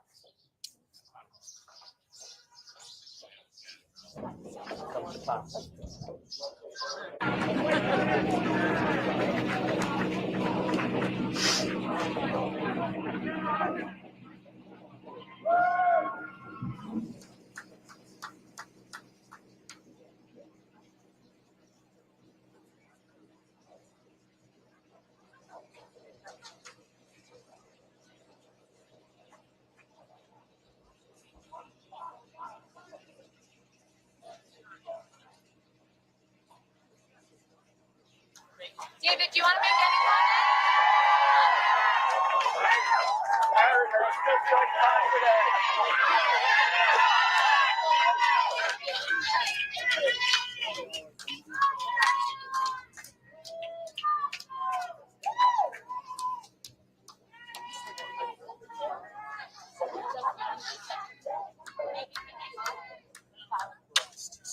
Fine, how you have grown.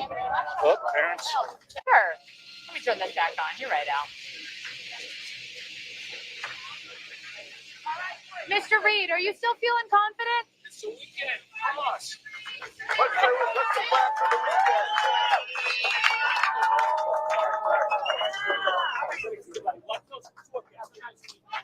Good call, Al. I've been doing it long enough.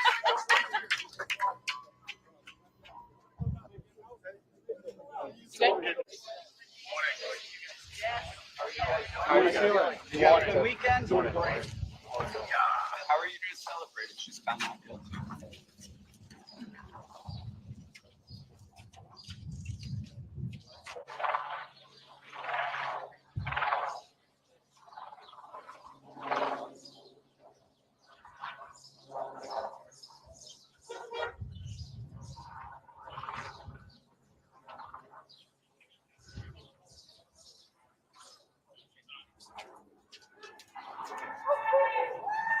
How are you guys feeling after the weekend? Karen, how will you celebrate if you're found not guilty?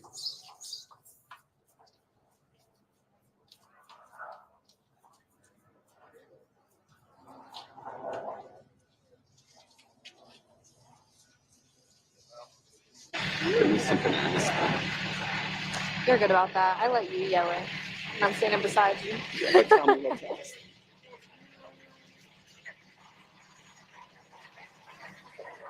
I mean, you could try the same thing, like how are they feeling after the weekend? How are they Ask them celebrating? how they think about Karen's supporters.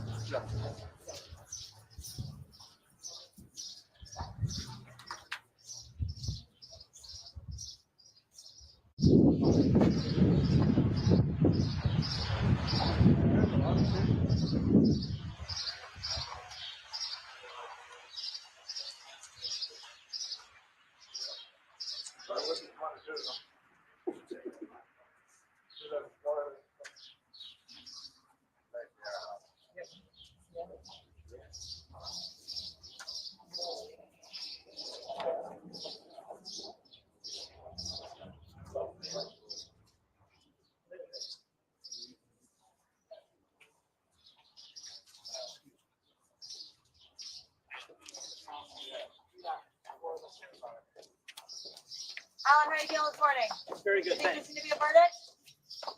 Karen, how will you celebrate if you're found not guilty?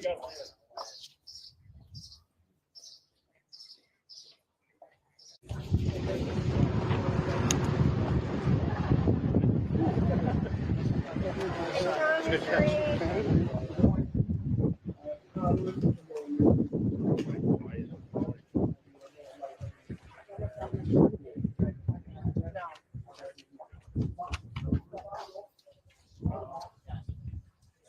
know what? I'll let you get in front of me.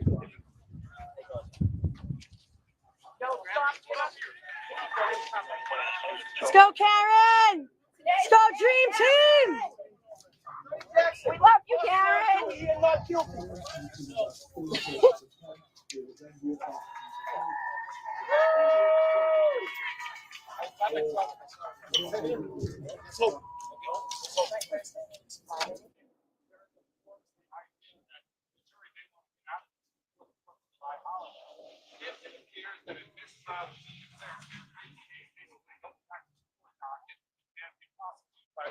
Super interesting to watch how Karen Reed responds to everything, right? So at the very beginning, when closing arguments were happening and the jury was just getting into deliberation, you saw Karen Reed walk in and out of the courthouse with sort of an air of confidence. She smiled.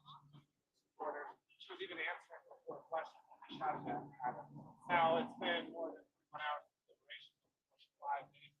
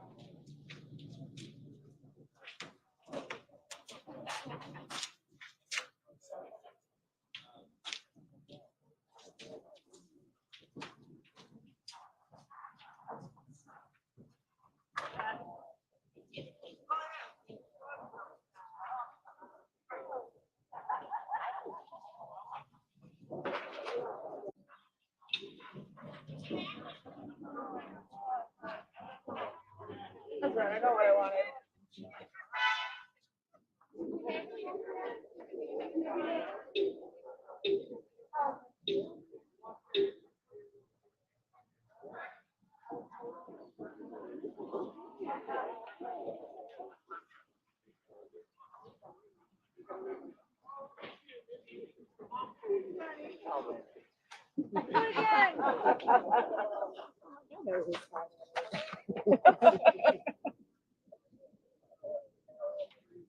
Why am I allowed to scream at this? And I can't see my ears from back here. Those people are in there. Huh? Hi, honey.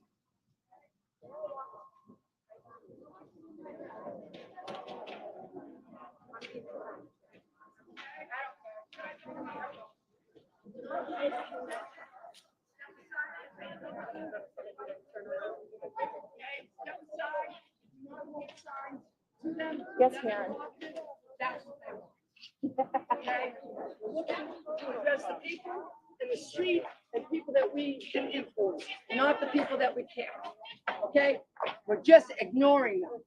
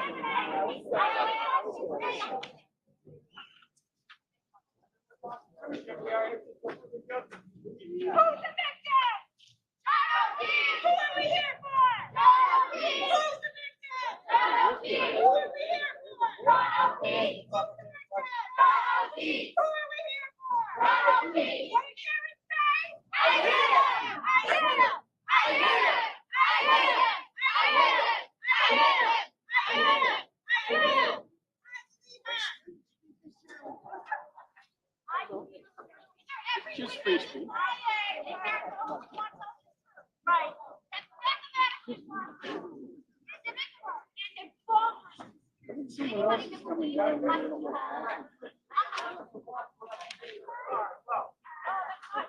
Okay, so it's not mathematically possible either, right?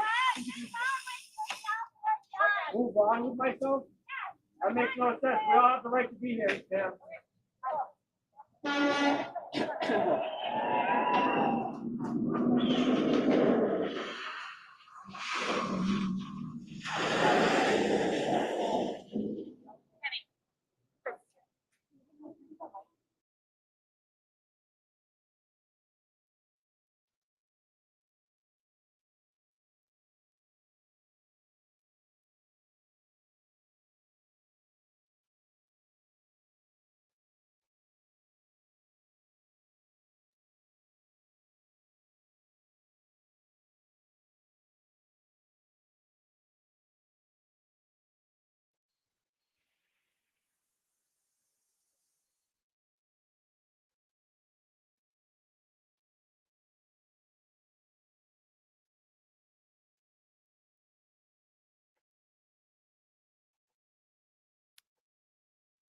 People will say, well, you hate Turtle Boy, so that's why you hear. No, it's not that. I could never, my hate for Turtle Boy does not mean I would want an innocent woman going to prison. But Turtle Boy only defends the lowest forms of life. So I looked into his case, and I do not believe people actually believe he's conspiracy theory because she's clearly guilty. And it makes me really, really sad. How long will you be over there? As long as I can. Thank you, thank you. Thank you, guys.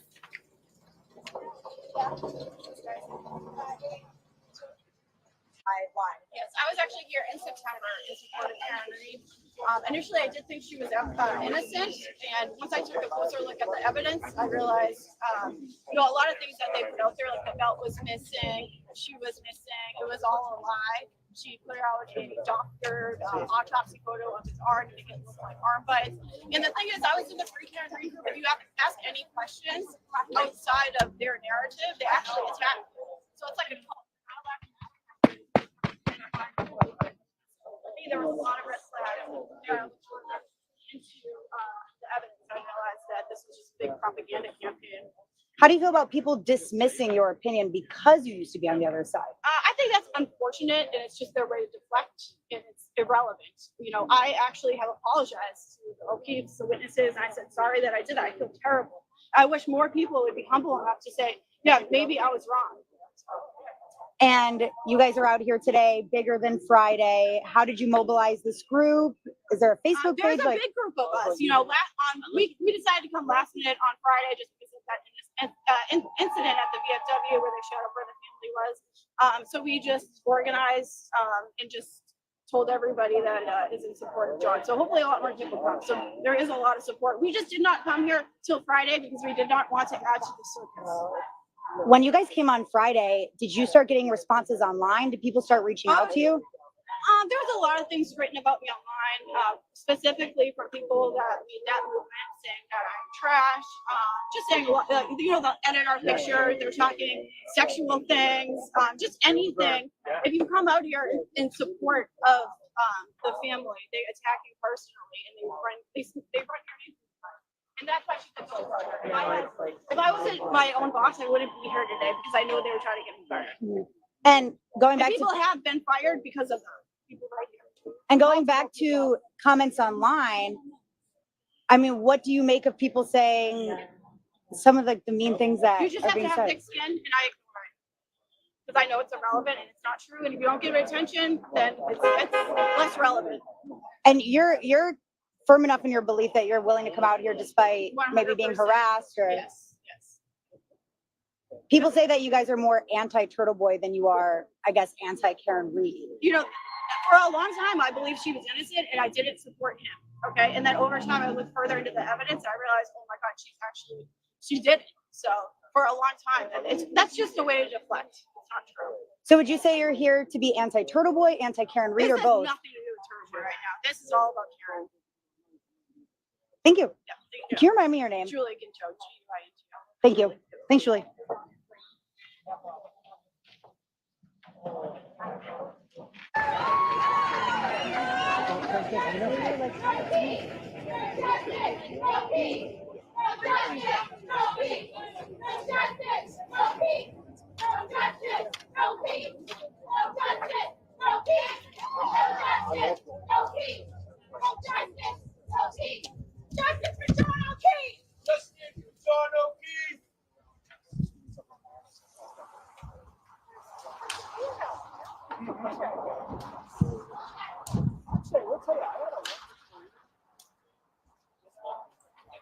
It was not, it was pretty good actually.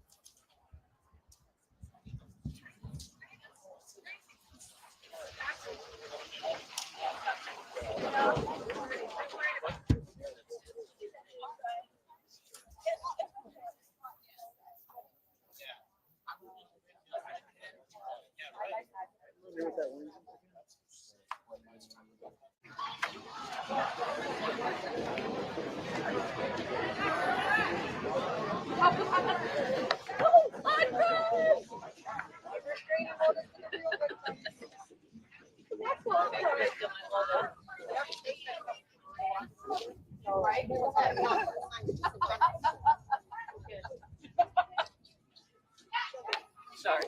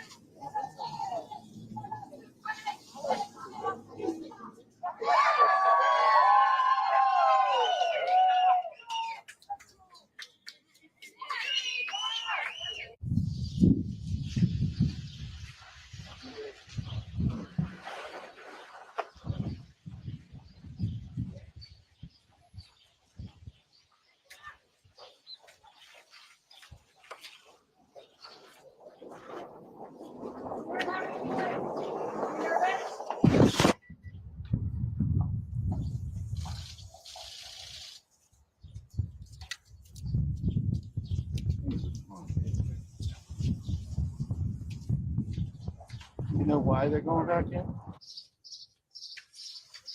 what are you thinking? Any reaction? You're doing their job. Karen, any reaction to what the judge did today? Karen, any reaction to what the judge did today?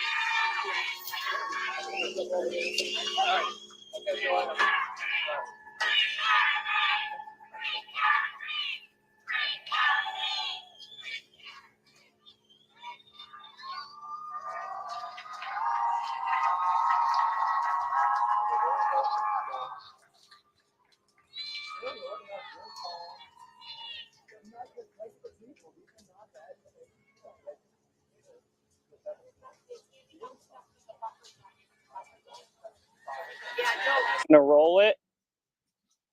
All right. Could you tell me your name and spell it, please? Yes, I'm Danielle, and my last name is Lavache, L-A-V as in Victor, A-C-H-E.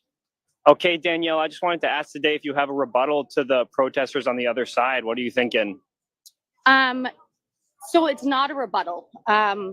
Everybody wants justice for John. So us saying free Karen Reed isn't because we don't want justice for John. It's because we want justice with the right people. So Karen's innocent, and what's sad and the reason I'm here is because I could be Karen, she could be Karen. And I don't want to live somewhere that other people dictate that, you know? So that's about it. I mean, I feel for everybody. Like, this is, again, people wearing pink and here for Karen. It's not because we don't want someone to be brought to justice. We just want the right person to be brought to justice, or in this case, people. So that's about it. Yeah. Thank you so much. I appreciate it. Yeah, absolutely. Free Karen Reed. I'm rolling, and we're gonna start. How's it going? If you just wanted to give me your name and how to spell it. It's Joe, J-O-E. Sweet. Okay, well, Joe, what's your rebuttal to the John O'Keefe supporters that have been out here today? I just think it's kind of weird that they are saying that they support the family and that they're saying that none of us support the family. They're making it seem like we are all attacking and harassing the family, which is what they actually said, even though it's not true, because, you know, there have been people who have walked by like a certain bar or something and taken pictures of some people inside, but that's far from harassment, nor did anyone even know that the family's in there. And they're just making it seem like we all just support this cop killer and that we are against the family, and none of it is true. And they are trying to say that they support the O'Keefe family, but I don't think that's true. I just think they're here because they hate Turtle Boy. Do you have any reaction to the jury going back for more deliberation? You know, I think that Lally was definitely pushing for it because he knows that he's never going to find 12 people who will ever convict her. So he's knowing that there is a hung jury here. He knows that at least one person has to be on his side. So he's pumped and he's like, get him back in there. Let's keep him in there as long as we can until something happens. But, you know, I think at this point, he'd probably just rather a not guilty verdict than a hung jury because he will not and cannot do this again. He just can't do it. Mm-hmm. Anything else you want to add before we close out here? Free Karen Reed. That's it. Sweet. Thank you so much.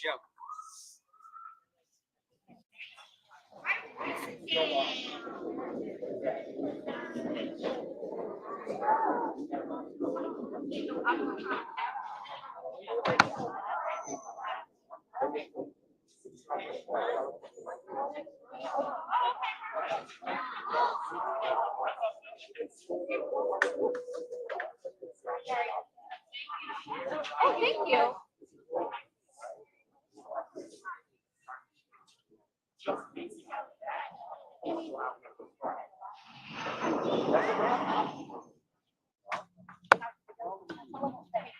Right. Did you see this specific woman and these people that are on your posters out here today? We did. And what's your message to them? My message to them is free Karen Reed. We're all for the blue, justice for John O'Keefe. And you know what? Rethink your steps, ladies, because it's free Karen Reed. We're going to get a verdict. She's not guilty. Do you think a verdict is going to be reached today? We're hoping, we're praying that we will have a verdict today. If it takes a few more days, we will still be standing here back with Karen Reed and her family. Even into the 4th of July, the holiday, you don't think a lot of people are going to go away? You think they're going to stand here all out in all these hours in the heat, all for this, even if this continues to go on? Well, I'm sure a few people are going away for the 4th of July, but I'm one person. I'll be here, obviously not the 4th of July, it's closed, but I'll definitely be here all the way till the 4th of July. And then if it follows up to next week, we will be here backing them up again. Does it give you a lack of confidence that the jury has not come to a verdict yet? I mean, they just talked about how they have to come up with a decision later. This might be a hung jury. This could be a whole new trial. What are your thoughts on that? If this is really, everyone here is not going to get the answer or an answer that they'd like to hear, you know? I'm actually not losing faith because it could work great for Karen Reed. If there's a hung jury or if there's a mistrial, I highly doubt that the defense, the prosecution is going to do a trial all over again. I highly doubt it. Highly doubt it. So I think that could be a positive for Karen Reed and her team. What would your message be to Karen if she was standing right here? I love you, Karen. We know you're innocent. We love you and your family. We're standing right behind you, Karen.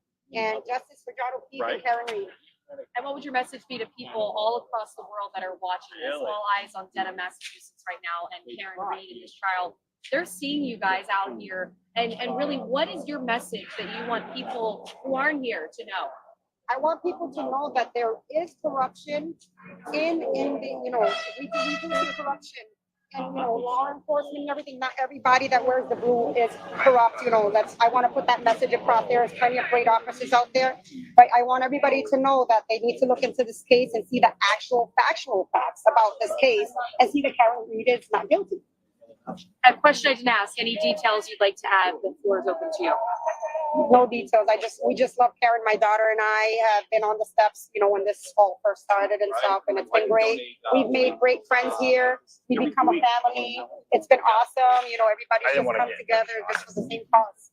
Anything else? No, man, nothing else. We just, we want to thank everybody that's come out here that has brought snacks for everybody and drinks and just, we're here for the same cause. I love the fact that we've all become family. People have come and traveled from different countries, different states, and I think that is great for the same cause. Thank you so much. Thank you. Great job. Thank you. Austria, France. Once it gets close to lunch, they're going to discount the time.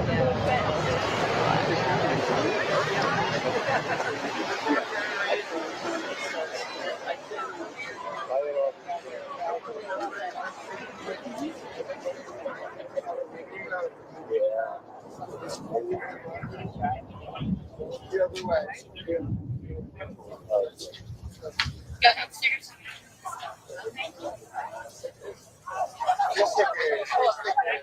There you go. Are you going to ask me something? I will. I'll start us off.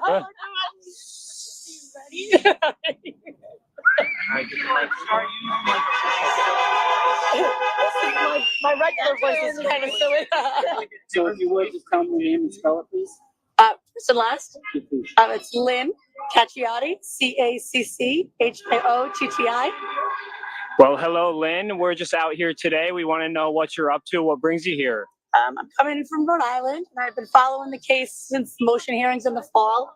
And I just feel like she's becoming part of the history of the American justice system and what some problems, obviously, that came out through this trial. And I mirror imaged her because of the Sally Port video that was given to the jury in her mirror image form, so it's deceiving. And then I'm portraying her as a lady of justice with the scales of justice down here at the bottom, the courthouse behind her, with one eye peeking out for that question of impartiality in the justice system, in this trial in particular. Very, very cool. Do you have a reaction or a rebuttal to the protesters that were over there just a bit ago for John O'Keefe? I think that justice for John O'Keefe is finding the truth.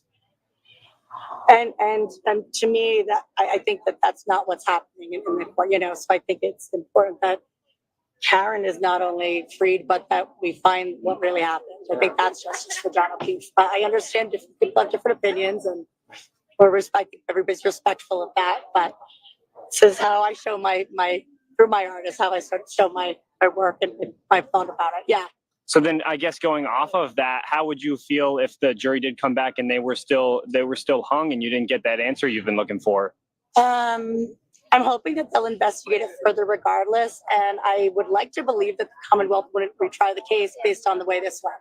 I think that they had a poor case and the defense proved that.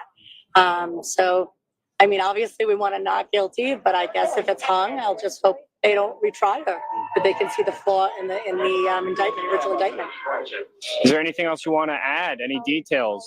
No, just free Karen Reed, and that's it. Yeah, and you can use art to portray your feelings and make statements. But that, I like the idea of people using their art for good and for causes. Sweet. Yeah. Well, thank you so much. I really appreciate it. Thank you so much.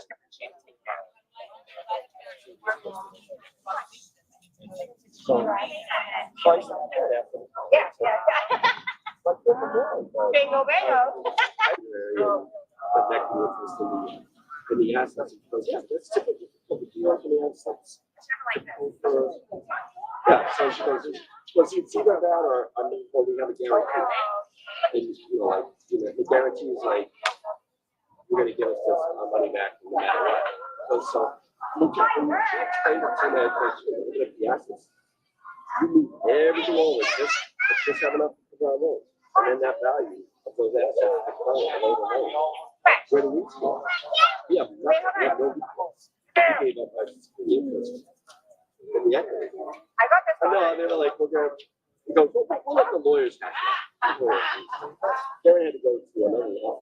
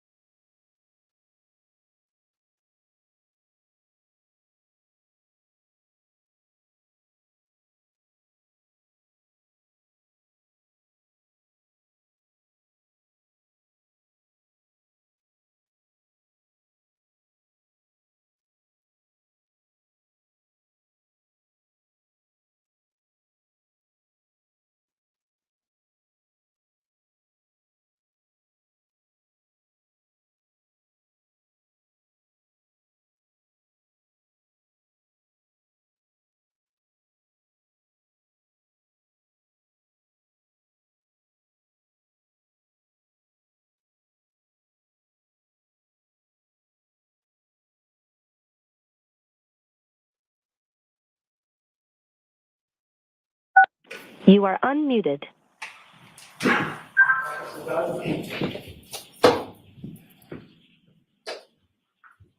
you. Be seated. Closing session. 22-117 Commonwealth versus Karen Reed. All right, the jury is at an impasse. So we'll bring them in.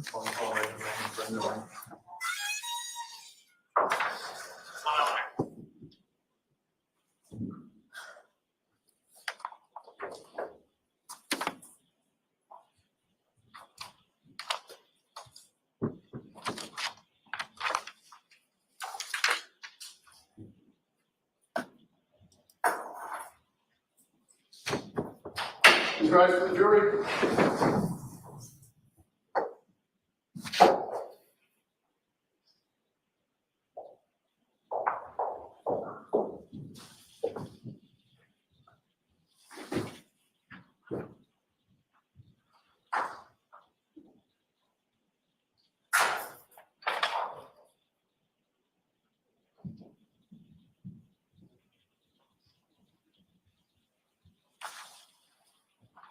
Closing session, please be seated. All right, Mr. Foreman, I am in receipt of your note. Judge Canoni, despite our rigorous efforts, we continue to find ourselves at an impasse. Our perspectives on the evidence are starkly divided. Some members of the jury firmly believe that the evidence surpasses the burden of proof, establishing the elements of the charges beyond a reasonable doubt. Conversely, others find the evidence fails to meet this standard and does not sufficiently establish the necessary elements of the charges. The deep division is not due to a lack of effort or diligence, but rather a sincere adherence to our individual principles and moral convictions. To continue to deliberate would be futile and only serve to force us to compromise these deeply held beliefs. I'm not going to do that to you folks. Your service is complete. I'm declaring a mistrial in this case. I'll be in to see you privately in a few minutes. So thank you so much for your service. Okay. All rise for the court, please.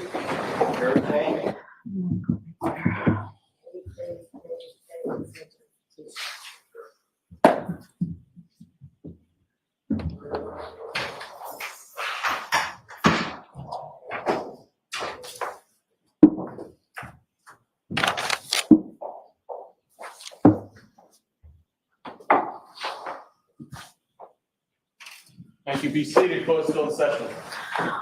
All right, I'd like to pick a status date to find out what our next move is. So I'd like to come back sometime maybe the end of July.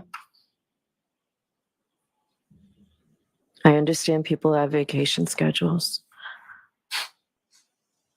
Can we come in the week of the 21st? That's fine. No, I'm just looking at my calendar. Could we do the 22nd at 2 p.m. Ron? And I would appear from my client. Is there another day that week? Could you do the 25th or 26th? Unfortunately, I think I'm supposed to be for vacation on the 25th. Okay, the 22nd and the 24th are not great dates. So What about the 19th and 9th? Is that whole week? no, that week's not good. The teaching that I cannot get out of. Can we do August 7th, 8th, 9th? Any of those days? No, we'll do the 22nd. We'll go back to the 22nd at 2. I can't let it go that long. Your Honor, so the court knows, Ms. Little and I are not available on the 22nd. We have a hearing in Los Angeles on the 22nd. Okay. We're proposing to appear remotely anyway. Okay. But for a status conference, I don't want the court to think it's disrespectful to the court, but Ms. Little and I probably will not. Okay. So you and your client will be here in person, Ms. Giannetti. Yes. All right. All right. Thank you. We'll see you then. All rise.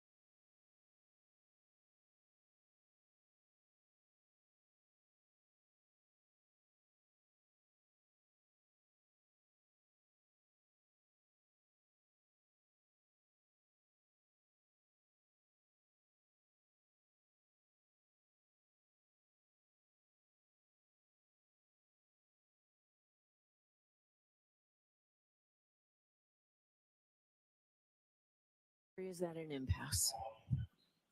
So we'll bring them in.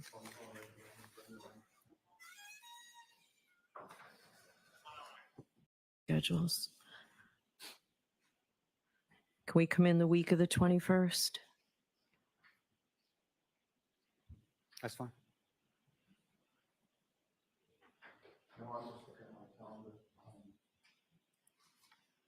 Could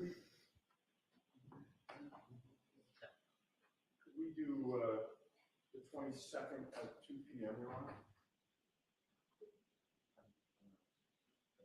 And I would appear from my client. Right, is there another day that week? Could you do the 25th or 26th? Unfortunately, I think I'm supposed to be for vacation on the 25th. Okay, the 22nd and the 24th are not great dates. So What about what about the 19th and 9th? Is that whole week? no, that week's not good. Teaching that I cannot get out of. Can we do August 7th, 8th, 9th? Any of those days? No, we'll do the 22nd. We'll go back to the 22nd at 2. I can't let it go that long. Your Honor, so for those, Ms. Little and I are not available on the 22nd. We have a hearing in Los Angeles on the 22nd. Okay. We're proposing to appear remotely anyway. Okay. But for a status conference, I don't want the court to think it's disrespectful to the court, but Ms. Little and I probably will not. Okay. So you and your client will be here in person, Ms. Giannetti. Yes. All right. All right. Thank you. We'll see you then. Football rise.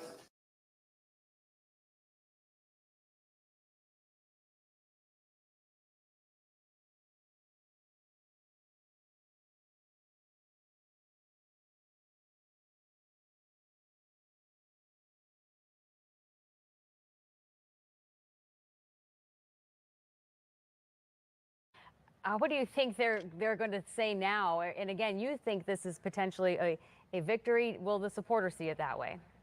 I'm not so sure if the supporters will see it because the expectations were so high. I mean, normally when you have a murder trial, most of the time it's looking really bad for the defendant, and so anything short of a guilty is very good news. In this case, though, the public was watching it. I mean, obviously we had a live feed every day, so they could see most of what the jurors were seeing, and it was, I think the expectations were high, that the conventional wisdom here was that this just wasn't nailed down, proved beyond a reasonable doubt, that there was no eyewitness to it, for example, or that even a medical examiner from the state could, said blunt force trauma caused the death, but we don't know what caused the blunt force trauma.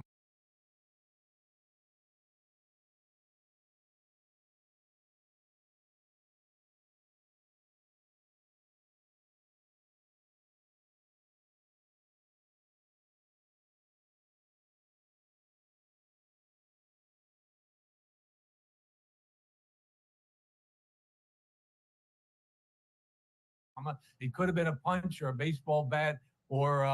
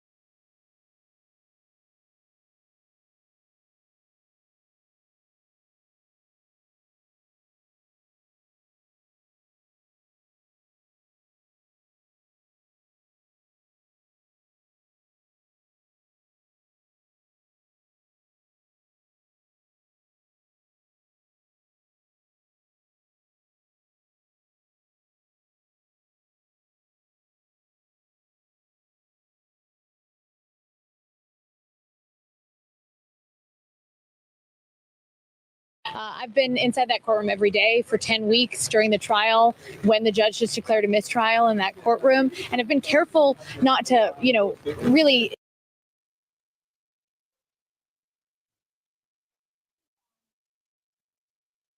day's end result than out here today. Every day, right? It's been beautiful sunny weather. The defense attorneys have been very forthcoming about speaking to the media, even celebrating what they called their wins over the course of this trial. Today, you come outside, it's absolutely downpouring rain, some thunder, and then the defense attorneys came out. Alan Jackson gave a very, very brief statement, didn't take any questions. David Yannetti also gave a very, very brief statement.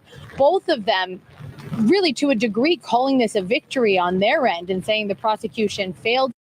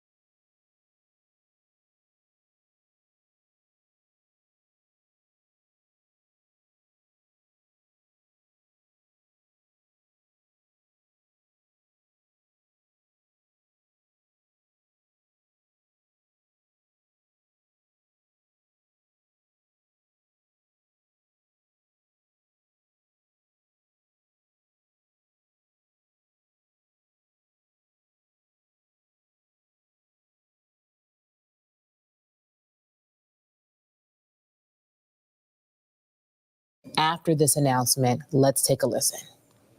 The Commonwealth did their worst.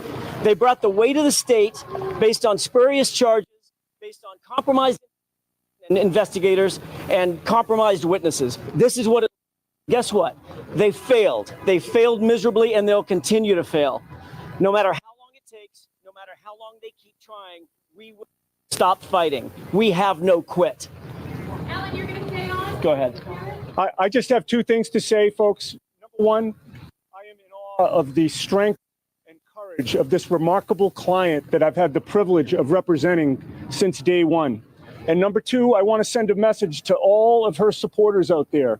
Your support was invaluable. Touched, and we ask for your continued support. I'm not from Texas like my colleague here. I'm a Boston kid, but I'll repeat what he said, which is we ain't got no quit. And would you